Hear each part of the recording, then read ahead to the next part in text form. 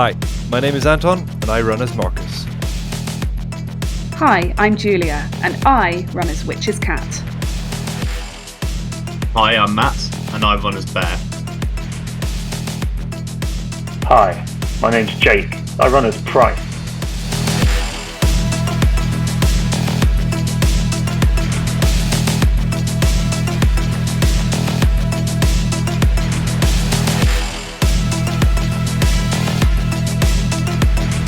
Welcome to London Underground.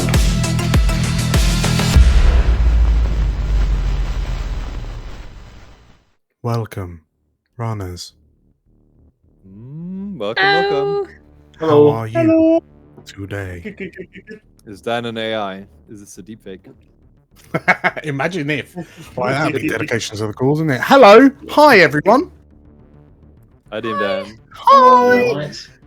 Thank you for coming back. It means a lot. Thank you also, watchers and or listeners, from coming back as well. It means even more. How are we all doing? We're all good.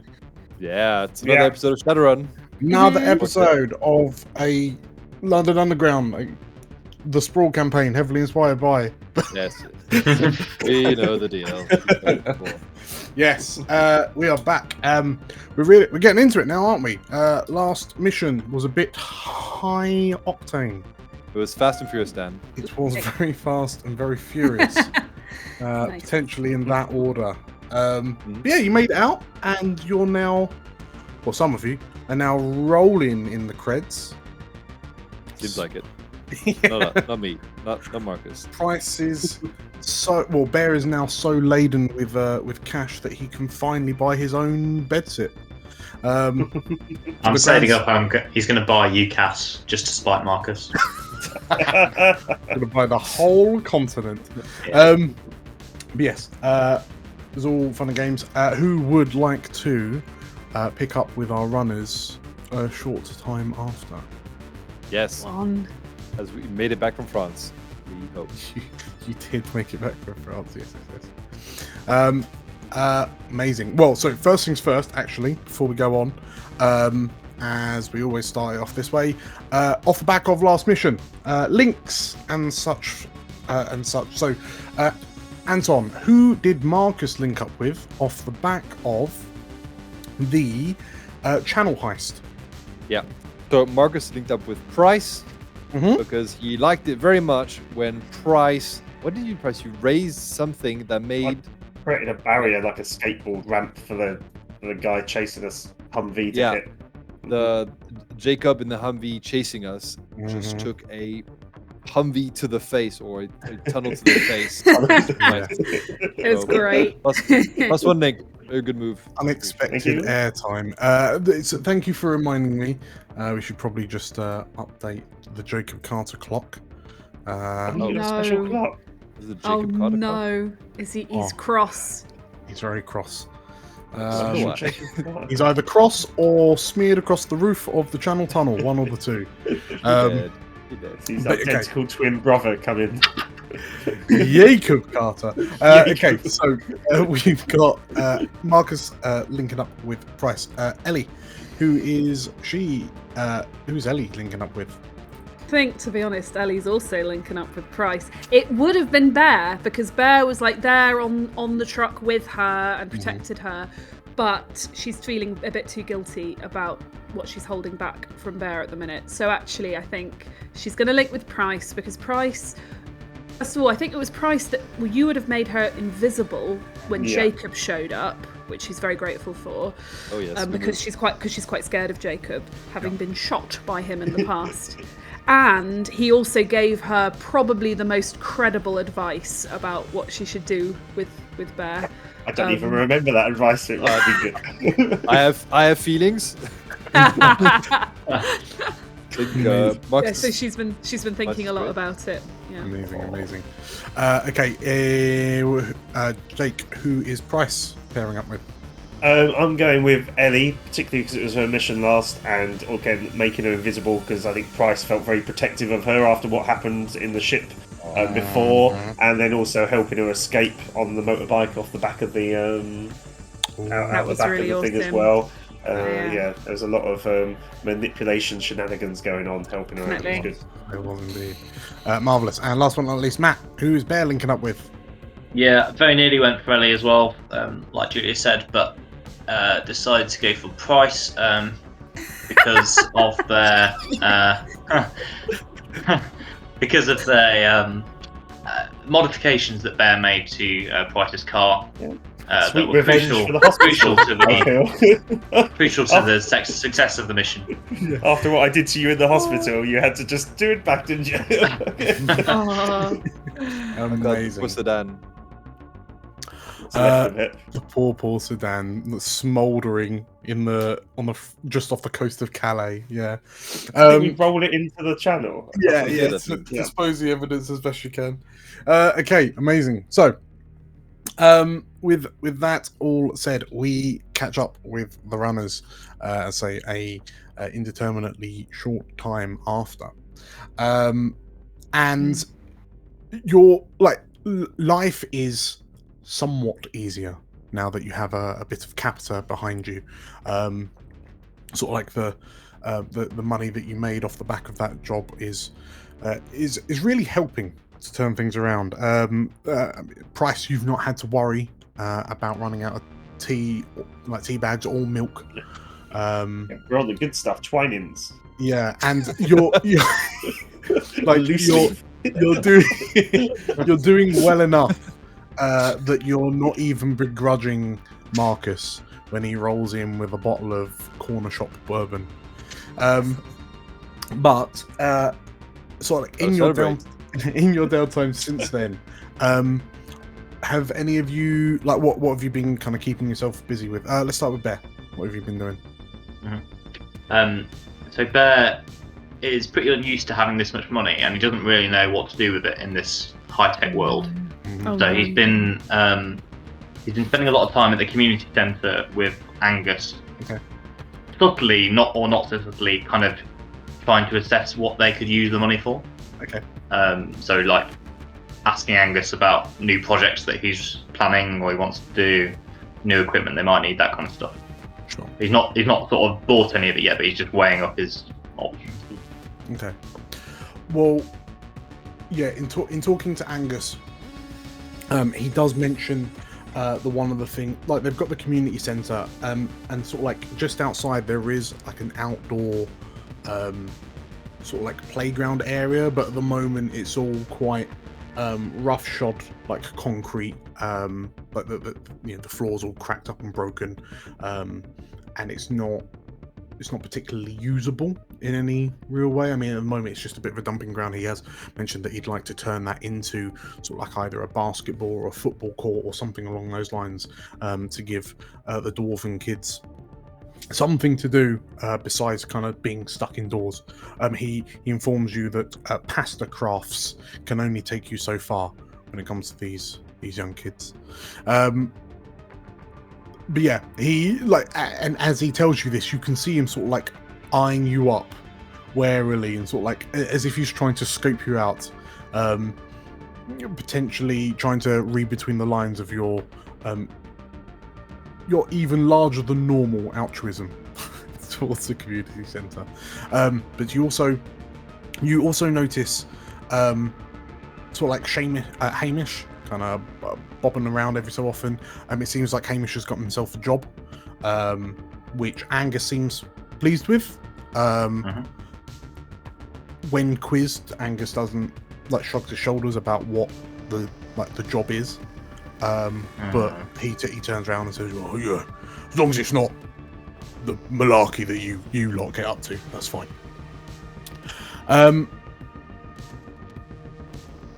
Price, what have you been doing?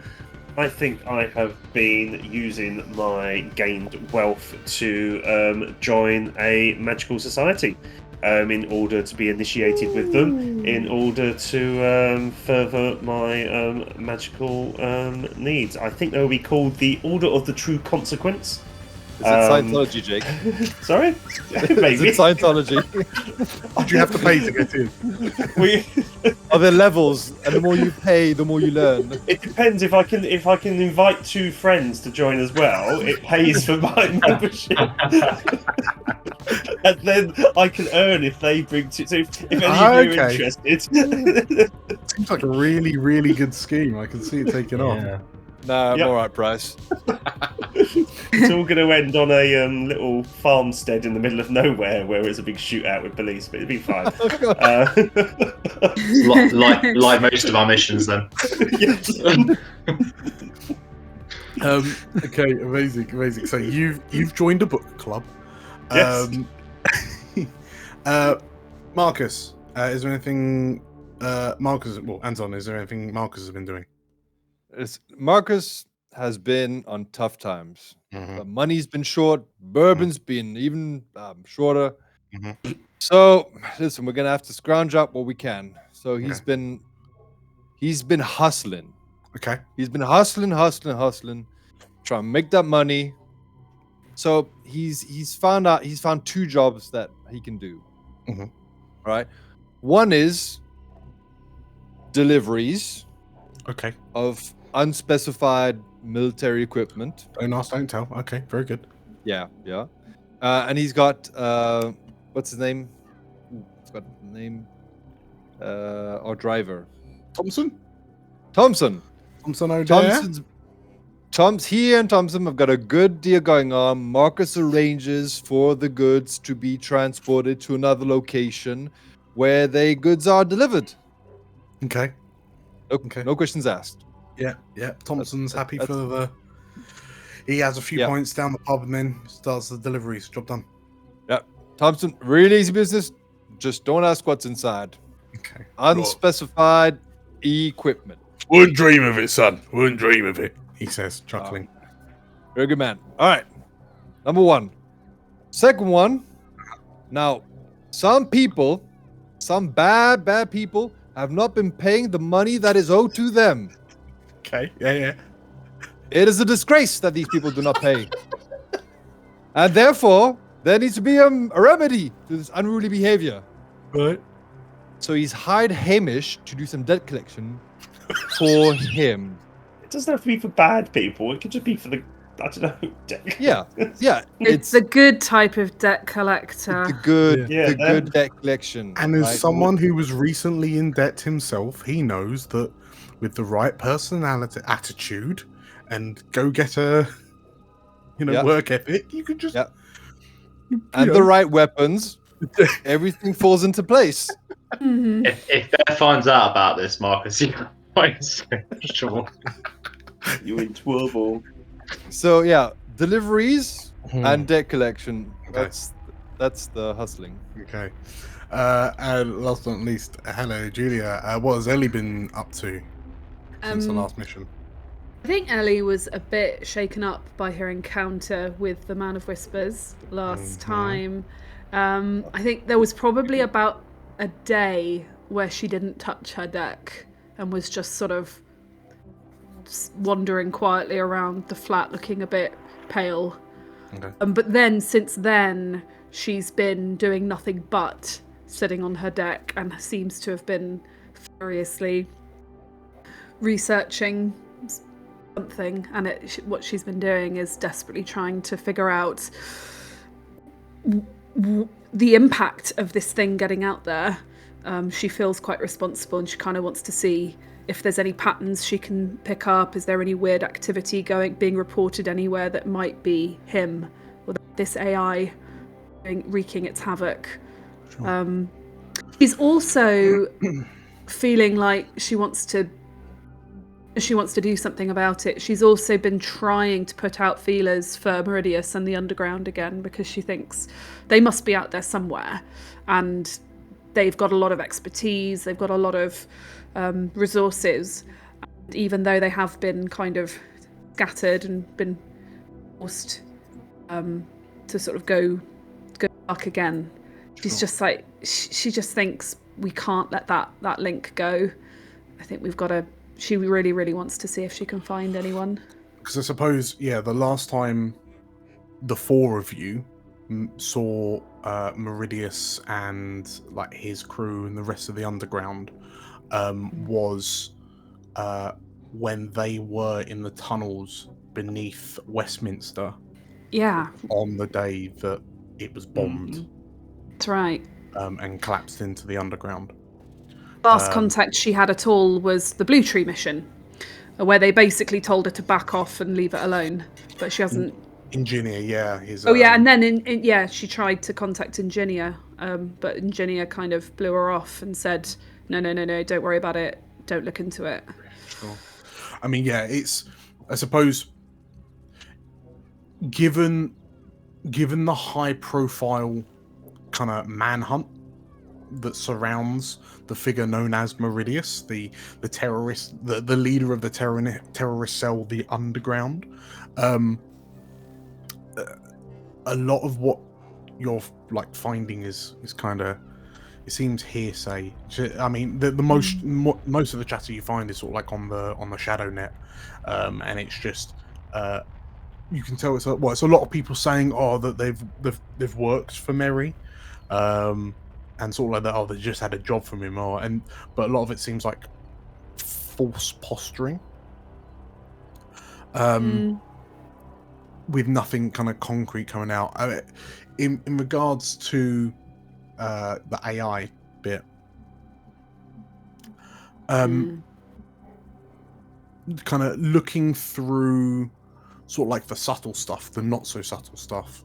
I mean, there's a lot of shit happening in the world, like happening in the UK, happening in London, London specifically.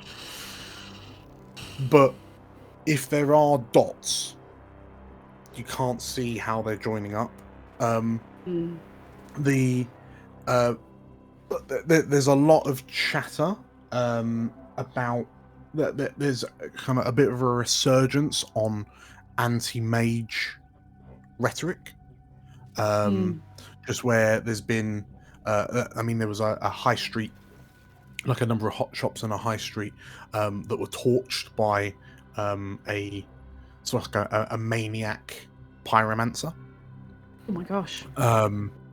And just there was a like a park area where gravity just seemed to distort and sort of like everything just lost gravity and started floating around. But one object, like there was a bin that was like when this happened, reportedly was fired up into the sky like a cannonball. And just kind of lodged itself in the side of a high-rise flat, and you know that you see that story because the corporation that owns that flat is now trying to sue for damages of the corporation that owns the park that the bin belonged to. So yeah, there's a couple of weird things, but in terms of sort of like Matrix weirdness that you'd expect from the Man of Whispers. Or from an AI, I should say. Yeah. You don't know. Like you haven't seen anything. He's playing the long game. But when the four of you are at Ellie's bedsit, Josh is playing on his PlayStation 9, and that's new because you've come into a lot of money. Wonder who bought it. And the three of you can see Ellie sort of like she's like, her eyes look a bit more sunken than they might normally do. It's clearly not getting a whole lot of sleep with all this research. But as you're searching into the Meridius story, Ellie, you get a message ping. Oh. From an unknown sender. Oh, okay. What does the message say? The message is a set of coordinates. Oh. And a time being later this evening.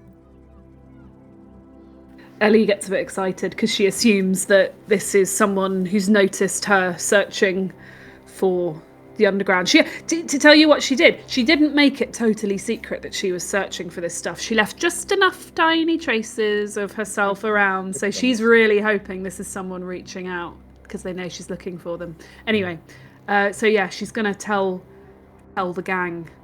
She's got an apparent meeting invitation at night. Is it a date? If it is, it's a blind one, and I'm gonna need my security with me. Right. Okay. Can the rest of us come? Yeah, go on. I'll go on then. Okay.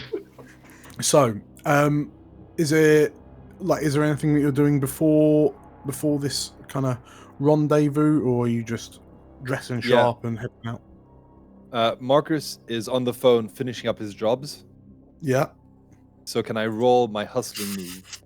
You can. This is where the game takes a wild. Okay, hustling. Right. So, Oh my gosh. partial success. Your two crews on your 2 jobs. So one of these is a disaster and one of these is a profit. So Sounds Very good. go big or go home, isn't it? The hustling life. Nope. So for the delivery, decide what it was, and for the debt collection, decide who it was. All right. Hamish had to go to a laundromat that hadn't paid their debts and had to shake down the people there to pay their debt for the recent refurbishment of their laundry machines. Okay. Presumably with the debt collection, the fact that the disaster is someone's out of pocket, presumably not you.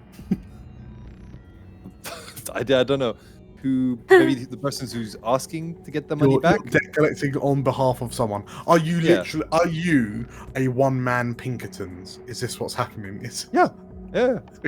You and Hamish are the Pinkertons. Yeah. Marcus declaration agency. Okay, so you got a laundromat, and what's the delivery? So delivery is Marcus managed to find someone within Hades that can get some stuff out on the side, get it off the actual inventory and packed away. And that stuff needs to get picked up from where it's produced or where it's stored and delivered to said buyer who usually in some of the shadier neighborhoods. So it could be stuff delivered to the Brass Fairy that we owe her. It could be to the Brass Fairy. Oh, yeah, although Marcus is trying to undercut the Brass Fairy.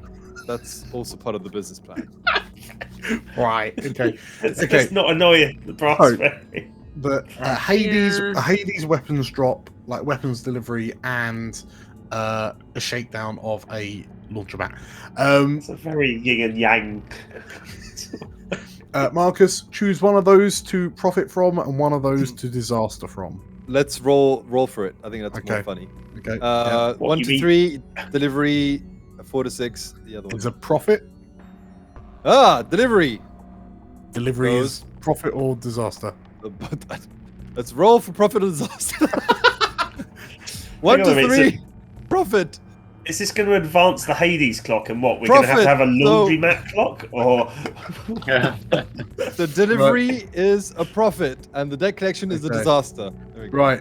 Okay. So, off the back of the delivery, so were you delivering to the Brass Fairy or no? No, to somebody else. Someone else. Okay. You gain 1 cred off the back of your successful delivery job. All right, Thompson. Good job. See you next time. See you at the pub. Earlier today, you also got a comlink call from Hamish, who had rather decisively had the shit kicked out of him by the owners of the laundromat. Right, Hamish, all right, give me the rundown. What happened? And he explains to you that there was a point where he was half in a tumble dryer. Like against his will. Hamish, did they know Kung Fu? What happened?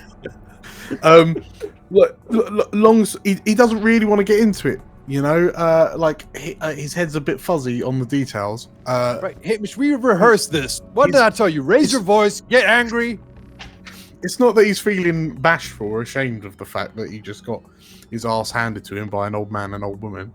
But I mean, there's some from Everything Everywhere All at Once. Yeah. Don't want to pick on that laundromat. But between the money that the laundromat are now no longer going to pay and Hamish's emergency medical bills. So here's the thing. I think Angus is not out of pocket.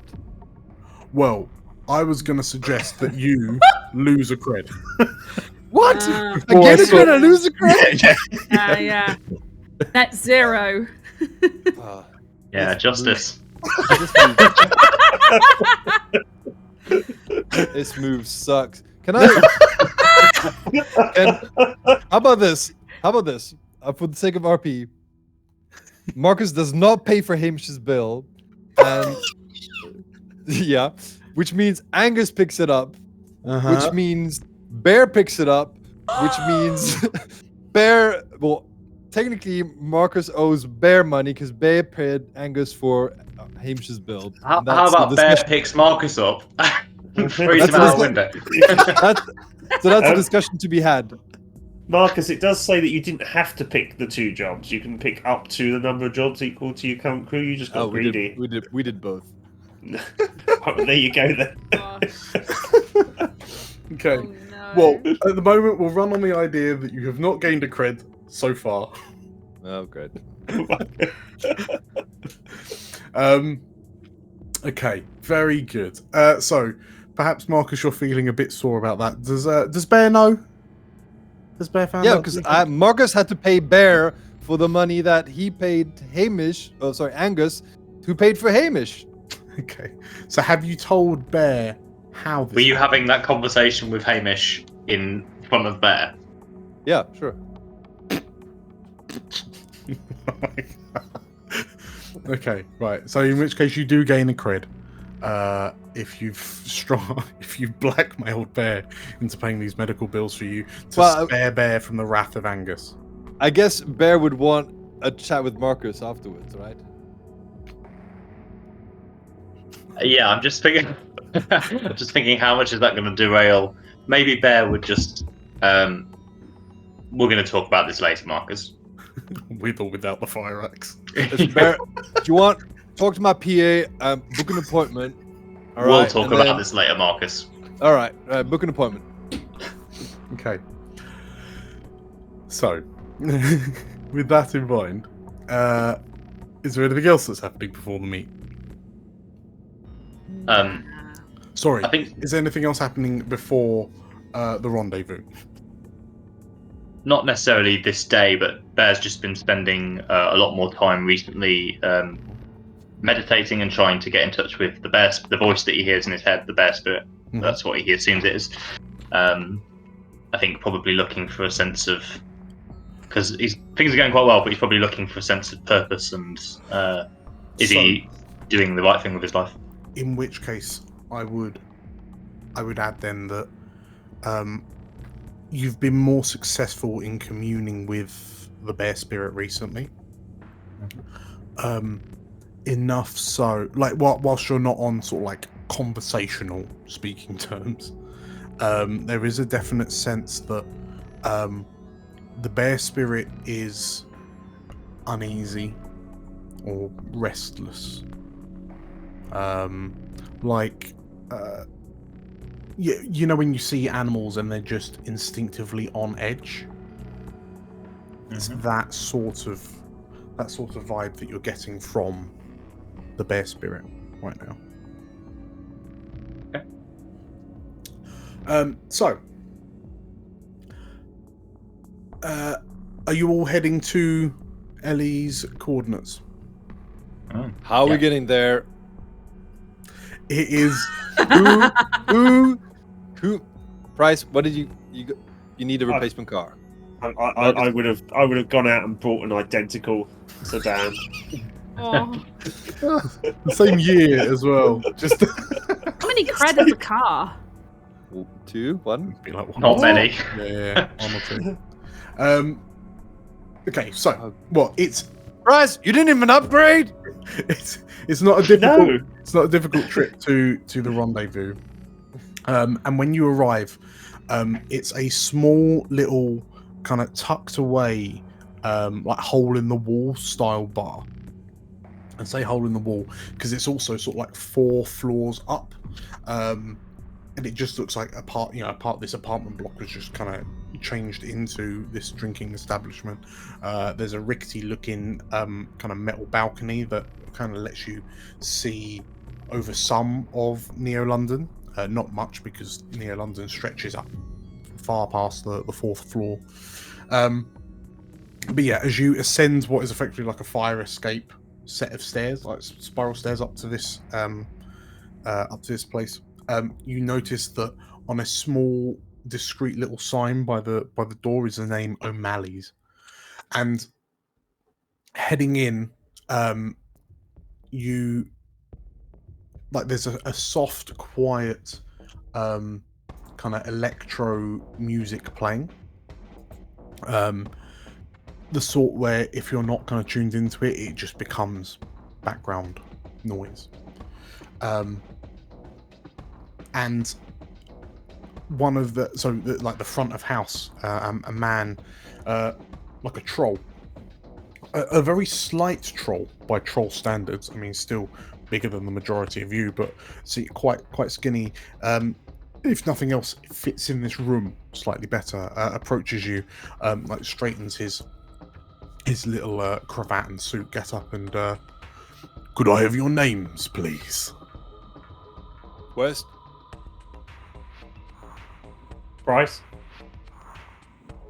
There. At. And do you have a reservation? She does. Sort of. Somebody asked me to come meet them here. Ah, yes, right this way. And the troll just kind of turns, picks up what look to be 4 sort of like menu readers, and kind of wanders, like leads you across this bar, kind of around a corner, and you notice that each, like where this looks like it's built in the side of an apartment block, effectively is almost kind of walking through a corridor, and what you assume were like small room, like apartment rooms off this corridor seem to be private little drinking booths. And he leads you to one in particular, and like you see him swipe something on the door bleeps, and then he swings it open. And the room inside is a lot more kind of elegantly lit in a very kind of red and purples kind of mood lighting, which stands in a bit of a contrast to the harsher looking corridor you've just come in from. And as you enter, first things first, who wants to roll get the job? And presumably, is it Ellie? It's got to be Ellie, surely. In theory, sure, but Well, what is that's edge. the? Is it edge? No, I'm not only rolling it. I've got a +1. I've got a plus do it. one. Well, that's pretty good, Ellie. Go for it. That's 2 better than me. Ah. Oh, No, I did not. I did darn it. not. Okay. It was a 5. Okay, a 5. So, the troll opens the door, and as you peer in, you notice that the room is empty. I'm a bit confused, and I just sort of look up at the troll and say, "Are they going to meet us here, or?" Absolutely. Right. Okay. Thanks. And she goes in. Okay. So as the 4 of you enter and take a seat, so effectively it's like a 4-person table, like 2 each side, and like a booth set up. And as you take a seat and kind of scroll around, you realise that, well, Ellie, as you kind of scooch on in, you notice that in the middle of the table, under a napkin, is a comlink. Oh no. Okay. And Right. as you notice that, and the 4 of you kind of get comfortable, the comlink rings. Okay. I think I've probably shared my suspicion that it's the underground. So Ellie kind of goes to it fully expecting to hear a familiar voice, or maybe even Meridius himself. She's really keyed up for this, so she kind of goes in. She sort of goes, everyone, and she reaches forward and picks it up and answers, and she sort of goes, hello, in this sort of trying to be really cool kind of thing. There is, as you answer, there is silence for a moment before you hear, hello. Thank you for coming to the meeting.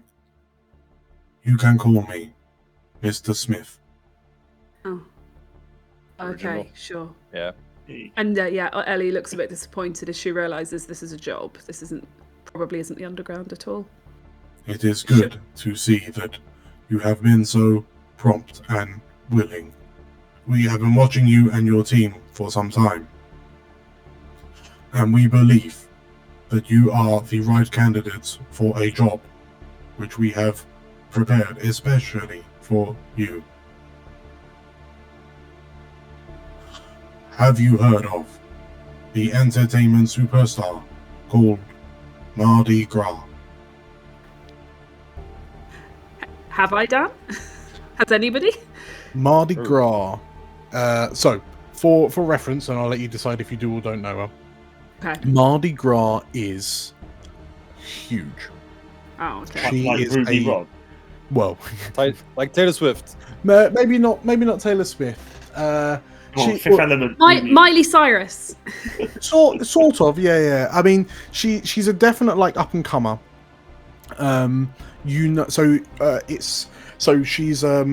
She's a British elf, so British born and raised. Grew up in Essex, darling. And because of her sort of like her cheekiness and her sort of like relatively unique manufactured brand of sort of like synth pop that and like her bright colors, she is everything that the corporations want you to see. And she's everything that people want to see from someone like her. She's done so she's got a music thing. She's been in some poorly rated films, in sort of like action sort of like protagonists, love interest kind of roles. Marilyn Monroe of the sort yes. But recently, you know that she's fallen on some relatively hard times off the back of some pretty bad press. But we'll kind of come to that in a bit. But yeah, the most distinctive thing about her is that as part of the image that she's created, Mardi Gras is heavily body modded, and all the pictures you see of her, you can see, like, her skin glistens with gold. She's had some what look like cat ears, actually, like her actual ears removed and replaced with cat ears. She's had like tattoo, fundamentally sort of like BioWare tattoos across her body to look like leopard stripes, and yeah, she's the whole shebang. Whoa. She is. That's something. Oh my god. She wasn't a child star by any point, was she? By any she chance, was, she? But it's when she kind of reached her. Well, so management. Is her dad her manager? No. This is very much the vibe I'm getting. Yeah. Well, Former child star, heavily modded person. Yeah, management really pushed that.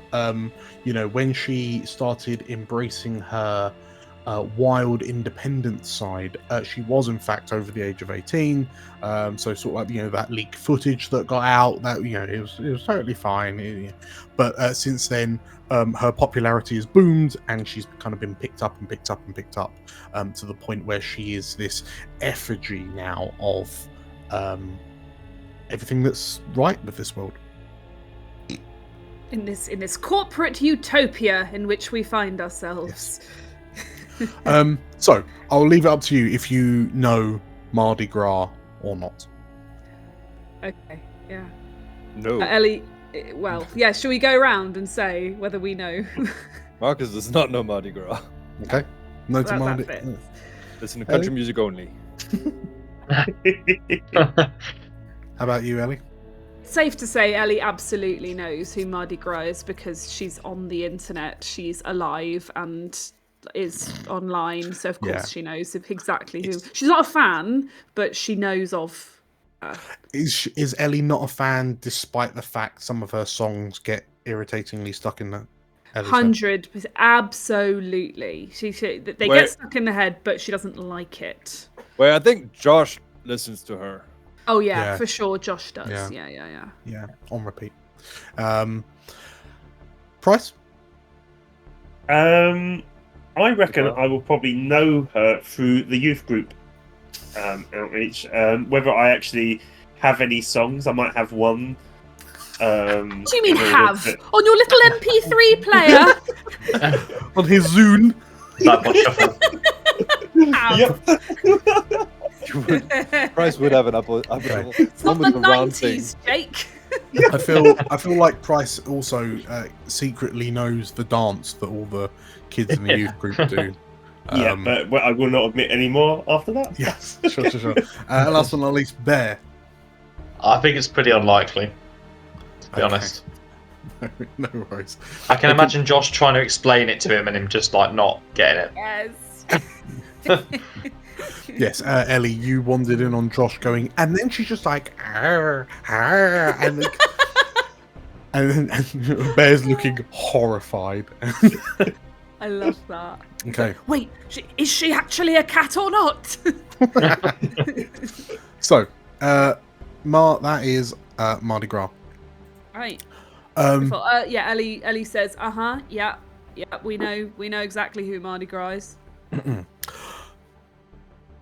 Mardi Gras is due to host a party/art gala at the Daventry in central London.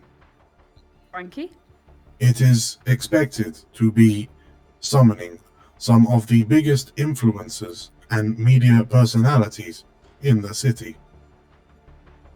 Sounds about right. You will need to find a way to gain access to this art gala. Okay. In order to complete this mission. The target of the mission is not Mardi Gras, but instead the comlink and/or personal terminal for Mardi Gras' current manager, Annabelle Clay. and as that name pops up, another image on the vid link appears Okay. of a very stern-looking elf, like older elf woman. Played by Helena Bonham Carter. Yes. Yeah. Tim Burton looking. We will provide you with a tracker program, which you must install onto Annabelle Clay's comlink and/or personal terminal.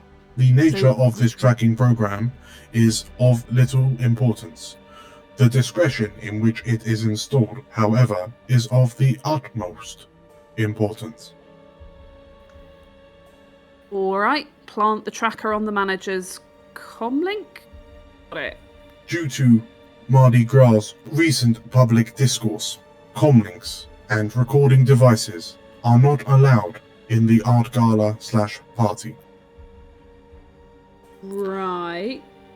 We have reason to believe that the comlink and/or personal terminal of Annabelle Clay will be hosting some high-end security measures, potentially biometric in nature. Oh, okay. So, sorry, she will have her comlink, is that right? Yeah.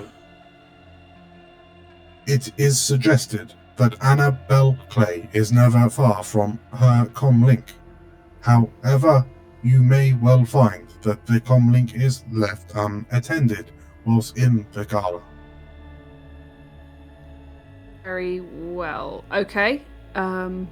The nature of biometric security, however, means that without Annabelle Clay's presence, the comlink and or personal terminal will be unusable. Oh dear. Okay. Unlock it. Okay. Or we've just got to get some bio of Annabelle Clay, surely. Or knock her out and use her fingerprint to unlock it or whatever. Or get her fingerprint. We'll go full. We'll get her finger. Mission Just get a impossible. finger. Yeah. So, what have you got? Any questions for Mr. Smith? Oh, Are we God. allowed any? You Yeah, are I think allowed, yes. I think we are. Yeah, I just don't think we're gonna get intel or gear or anything. You choose one, right? Or do you not even get You one? can't choose anything because I flubbed the roll, unfortunately. Oh, dang. Mr. Smith, what people keep choosing us for jobs where we don't seem particularly ideal for it. This seems like one of those. What makes us the ideal candidates for attending a swanky party? We have our reasons, Bear. Don't remember giving you my name. We do it at the entrance. I did try. Oh, Right. Okay. Fair enough. What kind of security can we expect on site? The Daventry has its own small security team due to the high-profile nature of the guests that visit Daventry. It could be suspected that Annabelle Clay has hired some additional security. However, we do suspect that if this is the case, it will be a light touch security, as anything heavier will insinuate more bad PR. All right. are we to assume that Annabelle Clay and Mardi Gras have got the highest medical cover available? Mardi Gras health insurance policies are rated in the millions.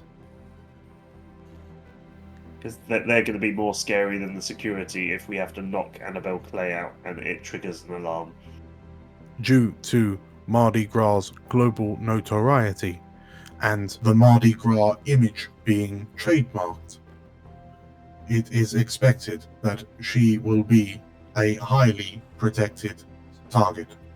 Annabelle Clay is not one to engage in public interaction very often. This is a rare occurrence that she will be seen in public. This is why we have chosen this time to introduce our tracking program to her comlinks and or personal terminals. Beyond this, there is relatively little that we know about Annabelle Clay. All right. Do we have tickets to get in? I missed that bit. Sorry. We have not been able to secure you entry to the venue. This will be something that you must arrange for yourselves. I was just looking at Met Gala outfits, and I reckon we can do this. Tell me what kind of event this is? Is it a promotional event just for that musician lady? The event is a party/art gala. Due to Mardi Gras' recent, very public breakup and damning controversial revelations that have been heavily publicized, a lot of Mardi Gras' personal wealth has been depleted to resolve the numerous litigation costs. it has been suggested that The art being sold at this gala is to regain some of Mardi Gras' lost wealth. All right. I've never been to an art gala, but first time for anything. Who did she break up with? She broke up with her long-term partner, who is known throughout the UCAS Hollywood film scenes. Right. you're gonna make me say a name, aren't you? That's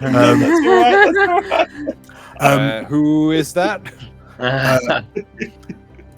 Mardi Gras and Aidan Strong's relationship has been well publicized through various media outlets, and in a number of troubling accusations from both parties have caused a number of court hearings in recent times. Wait, hold a minute. Andrew Strong, isn't that the guy got arrested in Bulgaria or Romania, something like that? He went to jail. He went to jail for like a few months. I think that's No, he's the someone one who else. made those pirate films. Maybe somebody else. We are sailing close to the wind here.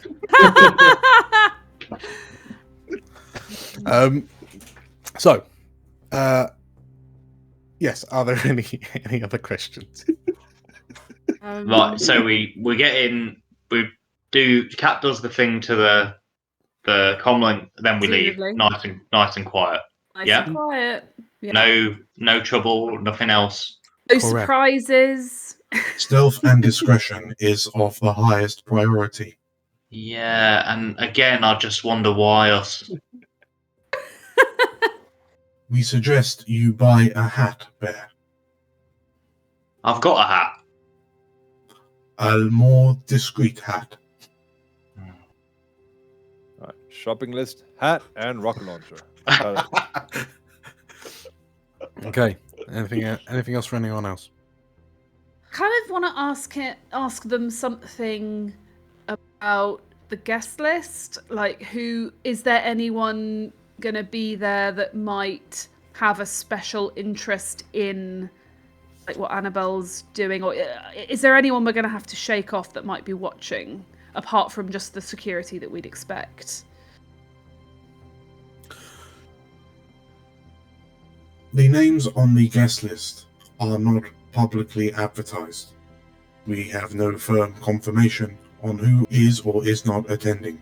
It can be expected, however, that the event will be attended by a number of high-profile influencers and or entertainment personalities. It would be expected that whilst the event is being advertised as a party/art gala, there will be a number of people at the event looking to capitalize on Mardi Gras' recent misfortunes. Yeah, maybe we could use that as a distraction. Okay, no, that's all good. Thank you. Okay. We know where it is. We know what When the it target is. We know when. We know what the fact that there's going to be a lot of security, and that we're not going to be allowed to take in any kind of recording or surveillance tech of our own. Sorry, just to clarify. So the Daventry has security, but it's sorry, I should go on to say the security is for the venue, not the party. So Right. the party itself isn't going to be crawling with security because, by the sounds of it, Annabelle Clay wants to keep like the amount of security as minimal as possible, so as not to arouse suspicion among people there. Oh, Because well, if you see someone surrounded by bodyguards or whatnot. Oh yeah, well, we like that, don't we? A low security event. Lovely. And we don't have tickets to get in. That's fine. We'll figure that out. Okay. Sweet. Okay. All right. About payment. Yes. Payment. Everyone, please make your bids 1, 2, or 3 gold. I do love a Gold 2. cred. 1, 2, or 3 cred. 2. Yeah, 2. I think it's got to be 2, isn't it? So Marcus 2, Ellie 2, Bryce 1. Oh, Bear. Oh!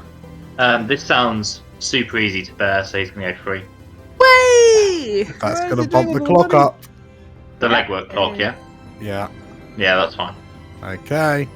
So 2, 2, 1, He's 3. doing- 2, 2, 1. He's probably going to shoot a acid look at Marcus and say, "You actually good for this, yeah, Marcus? This cred you're waving around, or is that coming out of my pocket as well?" Don't know what we're talking about, Bear. Okay. In which case, we wish you the best of luck, brothers. We will contact you when the job is done. All right then. Thanks. Okay. And before you get to say, like, finish the word thanks, you hear the doot doot as the line goes dead. And as you sort of like look at the comlink and sort of like look to the others, you feel the comlink get hot in your hands, Oh, and as God. you drop it, there's a little and something under the screen like bursts, and the screen cracks, and you see like, wisps of smoke rise out of the comlink. Right. As that happens, there's a soft knock on the door, and you hear a noise as the door slides open, and the troll, like front of house concierge, kind of pokes his head in and, my apologies. We've received word that that the person you're meeting won't be able to attend.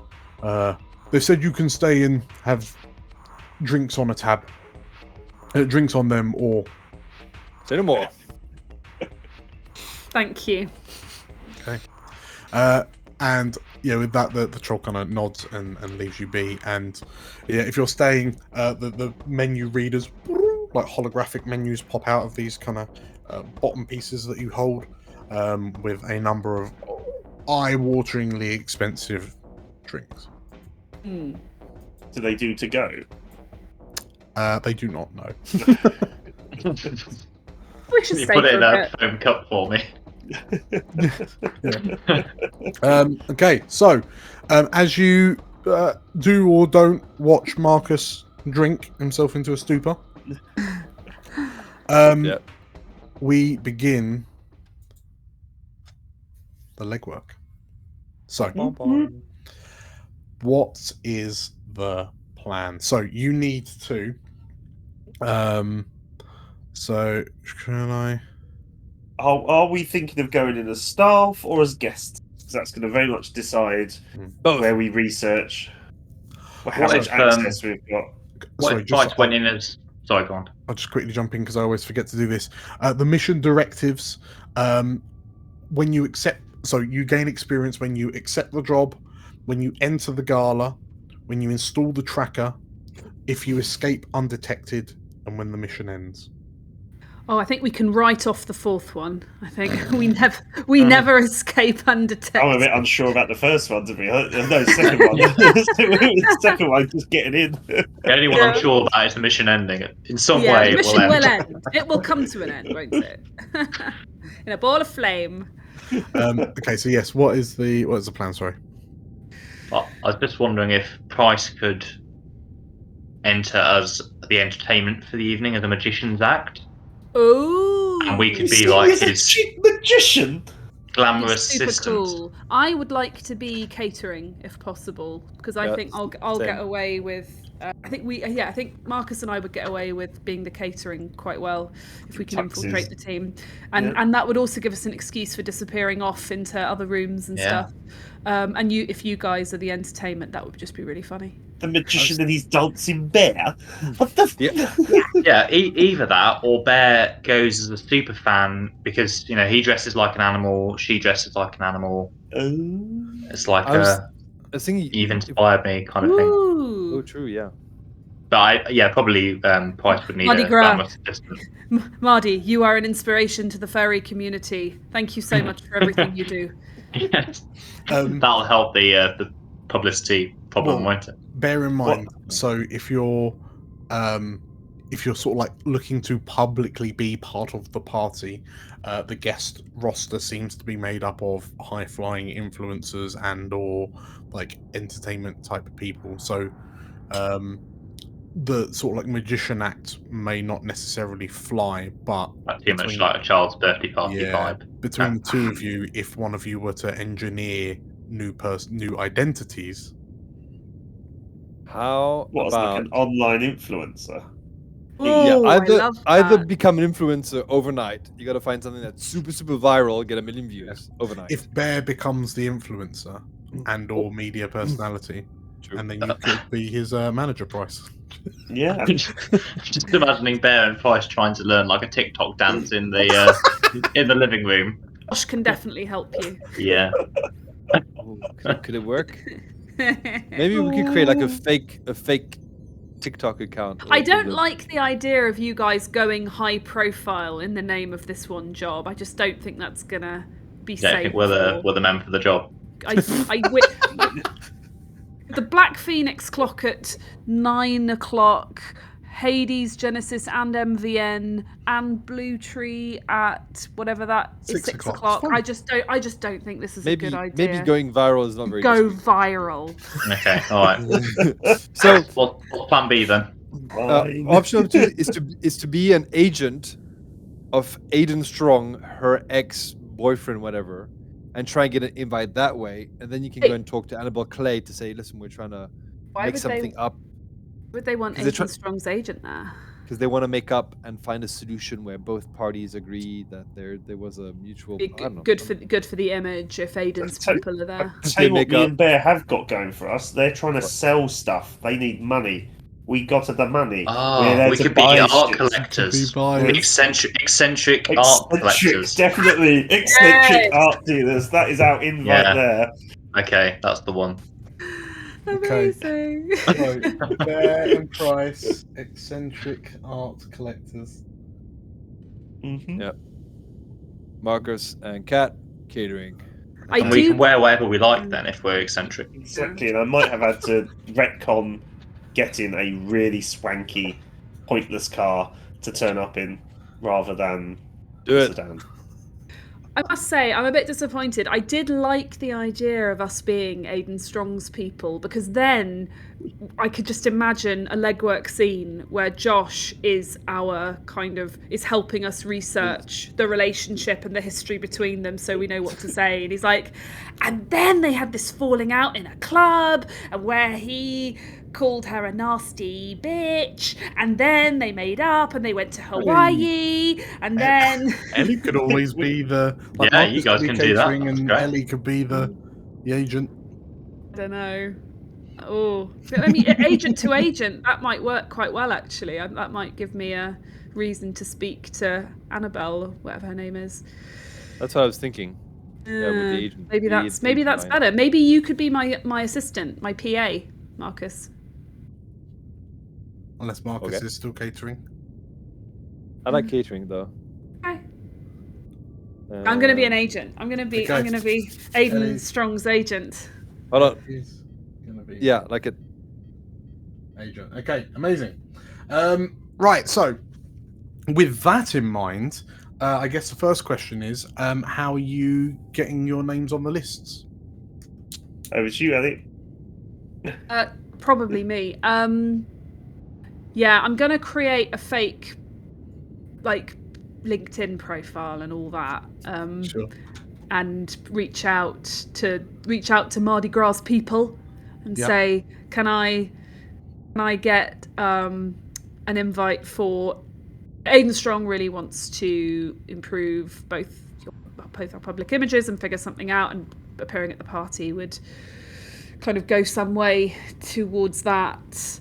Can we get an invite for the agent +2 eccentric art appreciators? Okay, so I feel like this. These sort of like favors are usually 1-to-1 type Okay. deals. So, which of Mardi Gras / Annabelle Clay's team have you hit up and declare them as a contact? Presumably not Annabelle herself. So I mean, it's a bold move. We'll see how it pans out. I guess like a sort of underling in the team, somebody who is desperate to make their mark in the team and wants to take initiative, a plucky intern or something like that that I can manipulate. Plucky intern. What is the name of said plucky intern? Brandon. Brandon the intern. Okay. Yes. So Brandon's new on the team. Yes. He is And naive. He's naive. desperate for his break. He wants to impress Annabelle. Okay, and if he can reforge, you know, the love between Aiden Strong and Mardi Gras. Precisely. Okay. That's it. That's it. Nice. In this sense, so we'll create Aiden. You will decidedly owe Aiden a favor. Brandon. Yeah, sorry, because you'll be owing him a favor for sure in this instance. Please roll me a hit the street as you go to Andon and Brandon and try to. What's hit the street again? What's it based on? Style. Is it style? Are you No stylish? style. I'm not stylish. Before you do it though, is there anyone that's linking up with you? So Please. In this instance, it would be presumably Price or Bear, because if you're, I could guess if you're asking for like the +2 for Price and Bear's personas, if you've set up a small website of like Bear stood awkwardly in like the Tate Modern. Yeah, imagine Bear's written like just a ridiculous blog about all these famous paintings with his thoughts on them, and Ellie has then gone and tried to make it look like a credible website. Please, can I link with Bear because I've got +3 with Bear. Yeah, let's do that. In which case, Bear, if you roll me a help or interfere, sorry. With your so Bear, your links with Ellie are +1. Okay.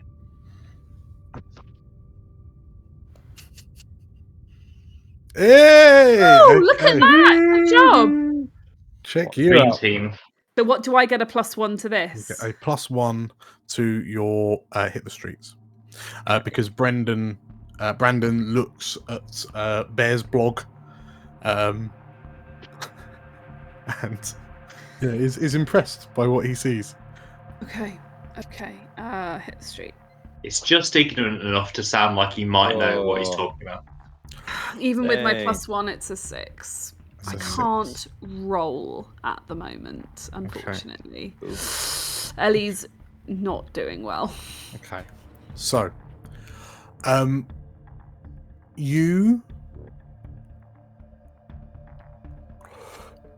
Brandon is impressed and gets you, Price, and Bear on the entry list. Oh yeah. However,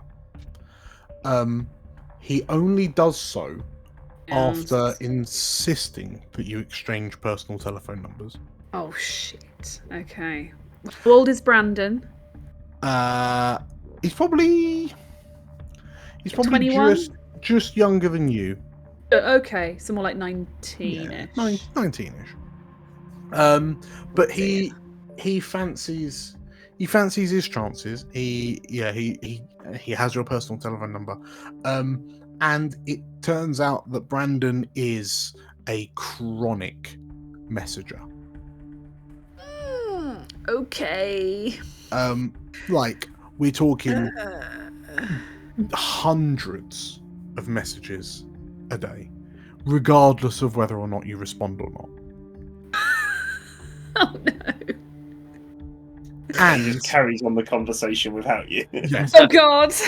Okay. But you do, like, after sort of like hours and hours and hours and hours of this, because you've got about 3 days until the gala, right? Sure. So effectively, like a day and a half after the meet, like after he starts messaging you, he does reach out to you to say he's very sad, because he's been fired. Right. Oh, that's enough of Brandon then. Delete the number. He's been fired, because of his distraction on the job. For But sake, Brandon. one of the things he does go on to say is that one of the last, like, Annabelle seemed to be scrutinizing the entry list a bit closer, so the legwork clock moves up to 6 o'clock. Oh. Sure. As long as we can still get in, that's the main thing. I'm more like, oh, I'm sorry to hear that, Brandon. Okay, bye. Block. Change number. Okay, so that's 3 of you. Marcus, how are you getting in? All right. Marcus will head out to the Daventry as a guest. Yes. and start sussing out who is doing the catering. Okay. Once he gets the name of the catering company, he will go to the catering company and apply for the job. Okay. So as you are heading to, you head to the hotel. Apply for a job as a temp for the catering. It doesn't even have to be for the right event. Sure. But yeah. So you head to the Daventry, which is this large kind of monolithic kind of hotel type building, like conference hall come building.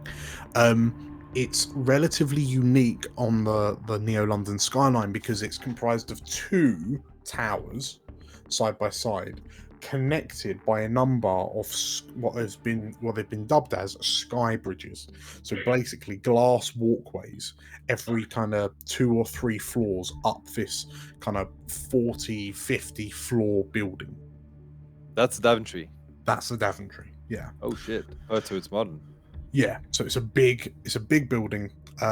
Say with this and the idea of the sky bridge is that you can walk out and it's like you're floating between the 2 towers because like the floor is kind of reinforced glass. You're in a glass tube. Everything's just see through. So yeah, it's just like you're walking on air as you get across between the 2 buildings. But sort of like as you kind of scope it out and you're kind of watching people come and go and you spend an amount of time doing that, make an assess as you kind of get a scope of the place. Okay, Seth with synth. Hey. Dang. Okay. Nice. So you gain 3 hold. Nice. Hot dang. Which you can use to ask some questions. Yep, help me out, guys. Let me know what you think is good. Yeah. Okay. So your questions are, so you can ask. Can I use one of the questions to figure out who the catering company is? Yes. I'll just do that. Either we see a truck we can do coming these in. at any time, can't we? So we could do them during the mission. Yes. Yeah, you don't have to ask the question now. I do need to know now so I can actually join the catering. Of course. Gotcha. Yeah.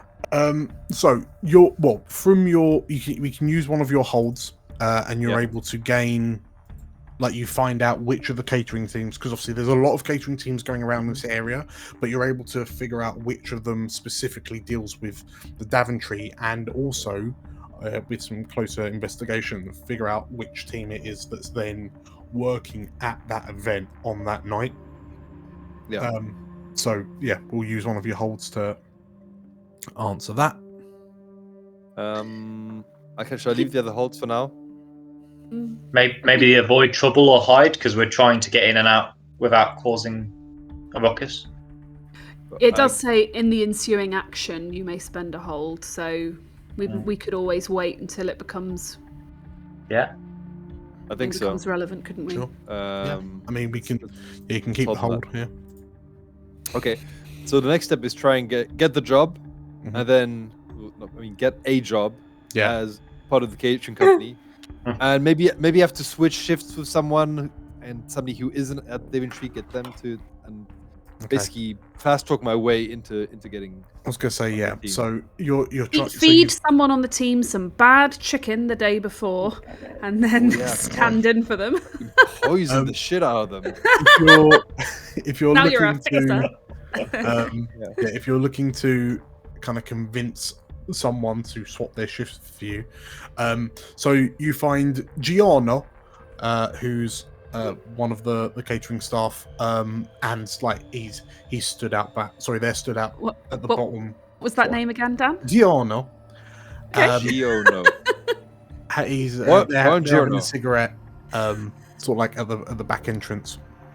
But yeah, you by all means you can fast talk Gianna to see if they can swap the shifts or not. Yeah, that's it. Hey, Gianna, listen.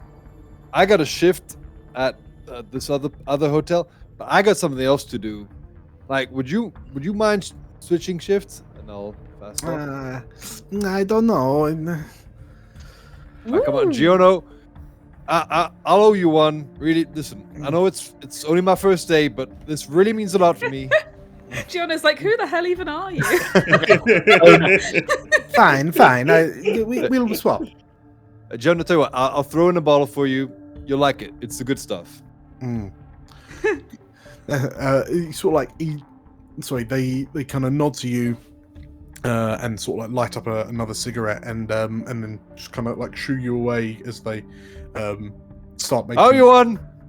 Start making calls, and then you hear sort of like, "Hey, Mama, I can come see you." Okay, so you have successfully managed to get onto the catering team for the event. Okay, happy days. Okay, so you're in. What now? Okay, Kat, we need something to scan digits or biometrics. Oh, right. You don't want to go. I was thinking more I take her into another room and then knock her out, or you knock her out and then we use her fingerprints that way. You think copy, get some biometric data off her, and then... Yeah, well, what would it be then? Would it be eyes or would it be fingers? You don't know. We need to be ready for both. Retinal scanner and... Not retinal. Retina scanner and fingerprints. Maybe it's her breath. That was in a film once. Maybe knocking her out is easier because there's more options. But if we knock her out, won't she know something's up? She'll know. Yeah. Yeah. We might be able to get out before she figures out what it is. And then basically spiking this lady. Can't you seduce her? Who? Marcus or me? I think Marcus is like the kitchen staff man. You know, it's just a classic story of the management. Yeah. Just like Romeo and Juliet. Tell us about this story, Jake. Another channel. Tale as old as time. I must have missed that one growing up. Jake, didn't you used to work in catering by any chance? No. So yes, heady days. You do have. You get the feeling that potentially knocking her out isn't going to fly because the moment she wakes up. You're right. We'll need some tech to get her biometric information without her realizing. But she just realized that something weird happened and she got spiked. Doesn't arouse too much suspicion, right? Can't your fancy new eyes scan her eyes somehow? Sounds romantic. Yeah, well, you know me. Their cyber eyes met across the crowded room. I mean, Matt, are you suggesting sort of like someone scan her eyes and then like image duplicate, like copy paste onto their own? Well, yeah, I think Bear wouldn't. Yes, that's probably the level of Bear's understanding of what Anton's eyes can do. Sure. Oh my gosh. So we need her in person or a scan. I mean, it's not going to work with her in person. She's either knocked down or we scan her digits / eyes. Yeah. I think we need to have a couple of methods on hand. I think we need to be well prepared, not just assume that if we pick one, it's gonna be one of the options. Can we do some research on scanners then? What do they look like? How do they work? Like, how are we going to sneak them in when no tech is really allowed at the party? That's going to be hard. Small, like handheld. I don't know. How many of you have got cyber implants anyway? Well, a lot of people at the party will, won't they? A lot of people at the party will. And Ellie and Marcus are both cybered, and it's Price and Bear are not. Off the bat, one of the question marks is, Marcus can take photos with his eyes, and it sounds like kind of comm links and recording things are confiscated, but you can't confiscate someone's eyes. So it makes you wonder. That's a big question mark. Like what's happening about that? Oh God. Do we want to try and find out? Are we popping her eyeball out and replacing it with Marcus's? If we're not allowed to knock her out, we're definitely not allowed to take an eye. But she won't know that it's missing if she's got one of Marcus's in. You won't know that. What? Oh, my eye feels a bit strange. Well, you won't know if it's a cyber eye. It'll just Well, be like I don't changing the remember it being TV channel. blue. With a shit ton of morphine and hope she doesn't realise the difference. Oh, God. Oh, my eye smells of sweat and whiskey. What's going on? Dipped it in whiskey. Oh my god. That okay, but that what is the apparatus we need to get the credentials from a person? What does the device look like? Can we research that? You Biometric scanner or something. you can look into it 100%. Yeah, because right now you've been told it's biometrically, it's suspectedly biometrically protected, but you don't know what else. So It's an earpiece. It's got to be something that goes into her that takes her DNA or something. Her ear. We need an elf ear that's going to be the same as hers. Okay, but can we get a biometric skimmer though? What does that cost? well, it sounds like that would be a research. So if you're looking to find out what it is, that sounds like it'll be a research. So who's going to go ahead and do that? Is that research or reveal knowledge? Who's got a good mind? Ellie. Ellie's got a good mind. I mean, She's got it's a plus research 2. or Oh, it's an intel. Or research? yeah, I don't think. Research is intel. Oh, research mind. Okay. Yes. Yeah. No, I'm maybe. dumb. Oh shit, Marco's real dumb. Fuck. Okay, so who's doing the research? Ellie. Surprise. No, I don't mind doing it. Well, you're the only one with mind. So Yeah. Am I linking with anyone? Am I linking with you, Marcus? Do you want to help? Do you want to help me Wait, or you are hinder me? you're the other person who knows anything about cyberware, so Yeah, it probably makes See, sense. you're both doing I'll this roll bit it. as Marcus will just catering. describe what he saw once in a dodgy. In a magazine that got posted Right. through his door. Yeah. Where there's like an Argos catalogue. of dodgy shit. Marcus, yeah, if you roll links. Okay, it's +3. 9. Ooh. 9. 9. No, Okay. phew. So Phew. Ellie, you will gain +1 to this research. It's a +1. Let's try. Let's see. Let's just see. Let's just give it a go. Come on. What's the worst it can happen? Oh, it's a 9. So Good. 9. Okay. So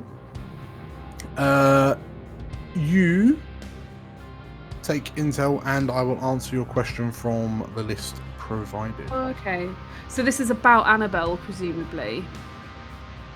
No, this is about the skimmer. We want to know how the skimmer works. Wait. Okay. Well, yeah, we Is want to that know it? how we get the bio data. I think that's we wanted to know what kind of how we get biodata. So presumably that's are we just researching? I mean, it's a Or question of either research. what does the gizmo look like, or if you're looking into what she has. Well, I thought that might be more what we were looking at, what she has. Up to you. Either see how skimmer works or see what phone she uses. I mean, fundamentally, you could ask the question: how secure is Yeah, how secure Annabelle is? Clay's biometric? Yeah, I feel as if that's what I want to know. Okay. Now tell us we need a giant CAT scan. Yes. Okay, so you do a little bit of research online. A lot of it involves studying some of the glimpses of like the very few glimpses of like Annabelle out in public at sort of like Mardi Gras public events. It seems that it's a like while the it requires her thumb, but you suspect that there is something a bit more going on. Perhaps she's got an implant on the thumb or whatnot. So it is very much. And You were right there. We need Right. to take a finger. So but when you look into sort of like the model of comlink that she's got, so it looks like she operates everything pretty much from her comlink. It's you can see a sort of like the way that her thumb's on the screen, which you wouldn't normally do. Like normally, obviously, your thumb would be on the side of the comlink. But looking into it, you also find out that particular model The biometrics also supports proximity detection. Ooh, okay. Something in her thumb is implanted. It's not just a thumbprint. So she's going to need to be close by. That's what it seems. Yes. It's not enough to just get to lift her fingerprint. She is going to have to be there while someone does it. I think it's either Almost or, like doing it while we're chatting to her, sort of thing. Yeah, maybe. Maybe it's about setting up a meet. I bring my eccentric pals, plus the catering guy for some reason. And then while she's distracted... Buongiorno. Here for catering. Unlock it and get stuff. Or do we retcon that Marcus also does part of the removal of all of the items that are being brought? So when we win an item, part of making sure that it is put into our lovely new car safely is that she has to come and supervise that as part of the meet. Marcus could be carrying the item. We can have a little chat to say, oh, is this all good? And the insurance, all the rest of it, while she's agreeing and talking to us. She'll be in proximity for you to be able to do some hack thing and get the data. And then she's in like a car park area at the back of the hotel. Dan, question. So it's either the device opens if you use the thumb, or it opens if the device is close? It seems it's both. So it's thumbprint, but it has to be nearby because in this day and age, lifting someone's prints is relatively easy. You can have body mods that shift, make So you have to do both. You have to have the print and for her to be close by. Fundamentally, she would So have to Yeah. be there to press the comlink. It's not because if you took her phone, her comlink, and then manufactured her print, then that wouldn't work because of the proximity. Okay, I got you. You need both. Yeah. Okay. So we need a skimmer. We need a skimmer. We That's do. what We need something to. Unless we con her to open her own phone, but I don't think that's gonna work. And then but then it's the question of how we get her attention away from the phone while So doing the necessary. fundamentally, you need her thumbprint and you need her nearby. Those are the two things that you need. It doesn't necessarily have to be her thumb. It does need to be her print. But as long as you're nearby doing it. How about this? Can we get a skimmer, and disguise it as a phone, so that she needs to? You give her a phone, and she consults photos of artwork or photos of. We can get a thumbprint off a glass or something. Yeah, which you could be serving her.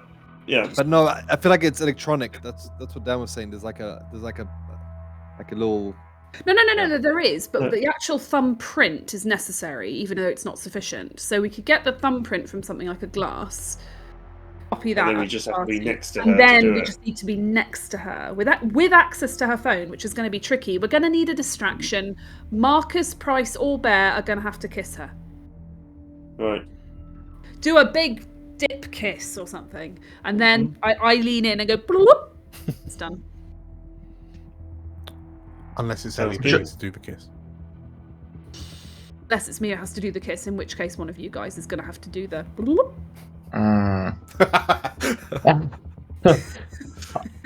Okay, we'll work that out when we get there. We could get her to drop her phone as long as it's done near her while we're looking for the phone.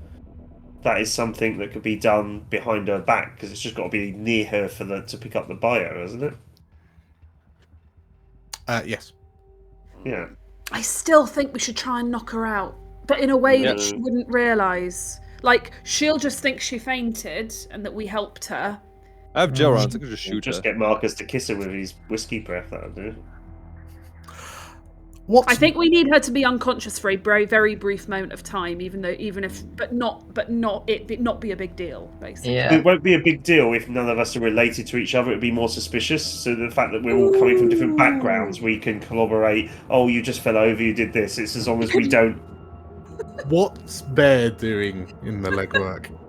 So, I think Bear, all this conversation about like bio scanners, whatever, he's got bored and wandered off. Yeah. But he's taken himself to a couple of art auctions that were going on in town. Because he wants to learn the lingo, so that he can confidently bid on stuff and make sort of proclamations about what pieces are worth, etc. Sure. And he's just like having a go at the bidding process and getting himself into that world. How does what's Bear imagine this looks like when he turns? What does he imagine it's going to look like when he turns up to his first auction? Yeah. In his mind, how does he think this goes down? I think he probably just assumes that the person who shouts the loudest or is the most intimidating just gets to leave with the art that they want. Okay. Okay. Because that's the way that most of the world works. So, as you prepare to shout your bids, how does Bear react when what looks like, fundamentally, someone holds up like a big, like a screen type thing, and like a picture appears on the screen, and everyone in the room is referring to the, like, you're calling it art, everyone else is referring to it as an NFT. Oh god. Okay. So it's like a tiny, you can't even see the picture from where you're sat, but like there's just loads of kind of descriptional detail, and sort of like there's talk of ownership and like receipts and whatnot. Like where are the paintings? There are no paintings. There's no paintings. Ah. It's just someone holding up a screen and being like, Exhibit 3. Okay. I think he probably assumes that he's bidding on the screen, like that it's like he gets to take away this big screen at the end. Okay. So is there anything you're doing whilst you're getting to? So, suffice to say, you don't win the first few bids when you start shouting and screaming from the back of the room. Yeah, probably threatening anyone near him, like, you dare bid, I'll break you. So, I mean, you're booted out the first two auctions. You start to get the hang of it by the time you hit the third. What knowledge is it you're looking to gain from this in general? Like, are you hoping this is like a research opportunity, or? Yeah, so he's trying to get a sense of art in general and what things might cost, but he also wants to pick up this like poncy, pretentious sort of language that he can then use to pull off his character at the party. Okay. So he's looking for the lingo. I think that's going to be.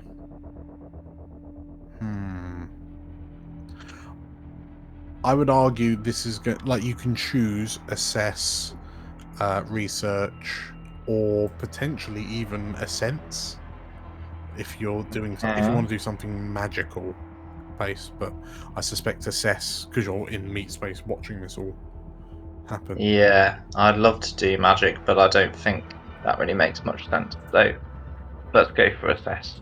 Okay. What do you say the other one? Research? Oh no, that's mine. That'd be terrible. All right. Assess it is. Oh, not Okie dokie. So, a 3. Oh dear.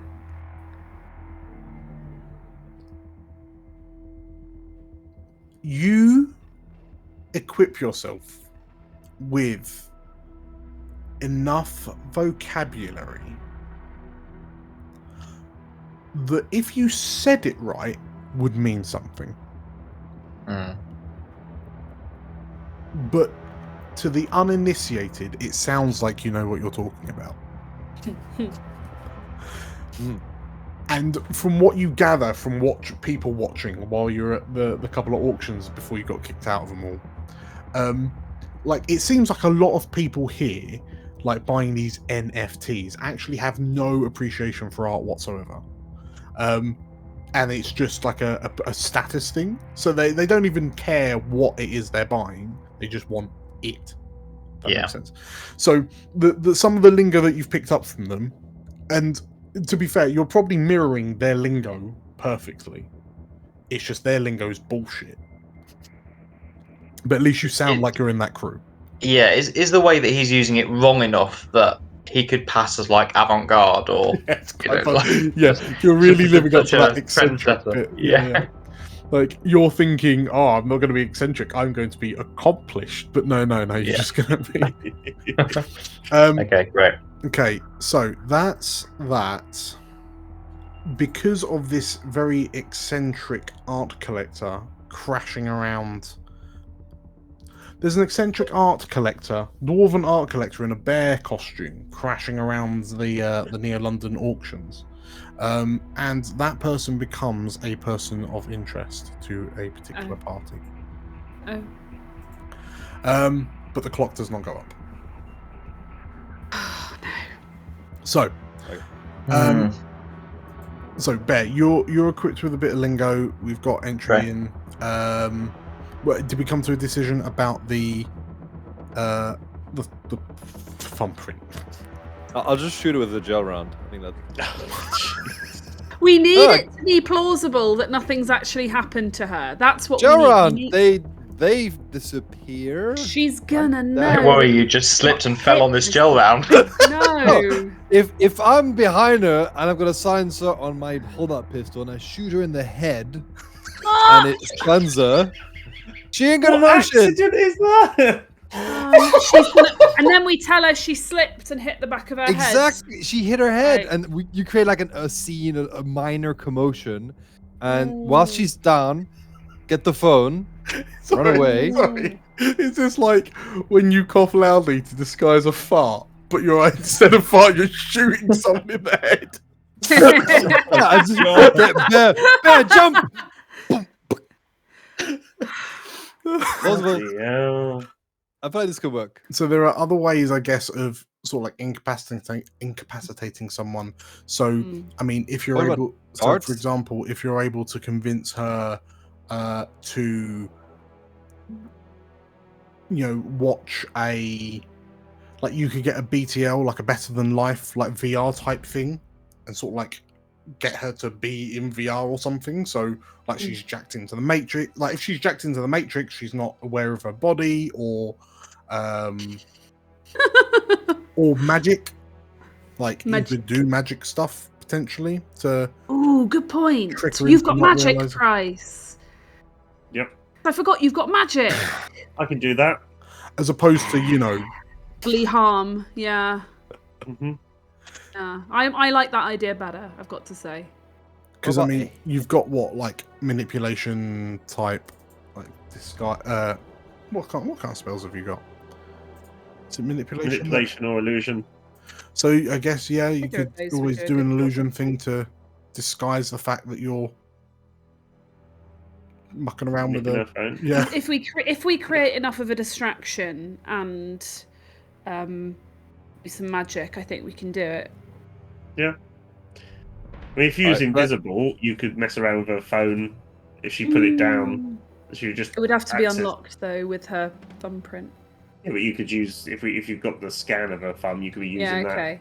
Yeah, Just okay. needs So to we get get us a to hold scan of on her to something. thumb, distract her with magic Magic. or something, and Mhm. then do it. Yeah, and then do it while invisible or something Right. like that. No, so get her thumb scan, create a distraction, go invisible. Done. If it is. Who Happy is days. so this team distract her and this team get the phone. So I think I'm on team get the phone. Mhm. Yeah. Okay. What team are you guys on?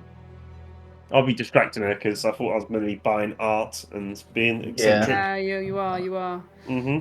I'm on team get the phone because I'm putting the tracker on. So I should point out that the tracker was fundamentally a software file for you to Yeah. you exactly. can install it basically. Happy days. Can I do that Nice. via my deck, like remotely, or do I have to pop something in her phone, or just like airdrop it? I can airdrop it onto her phone once she's unlocked it. Well, in a pinch you could wirelessly transmit it, but then that might risk becoming public.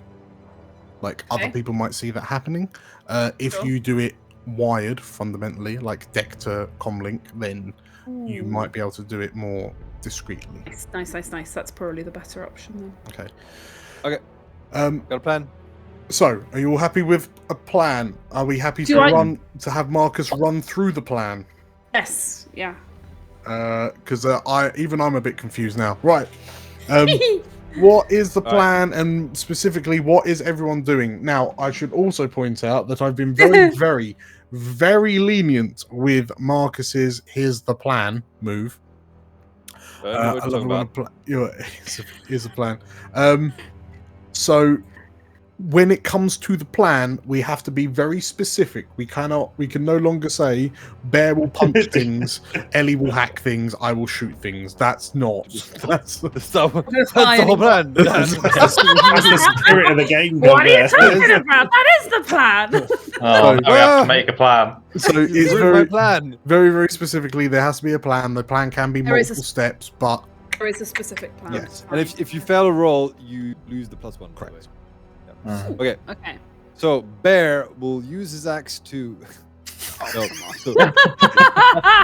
Bear and Price will be entering the building, and will try and convince.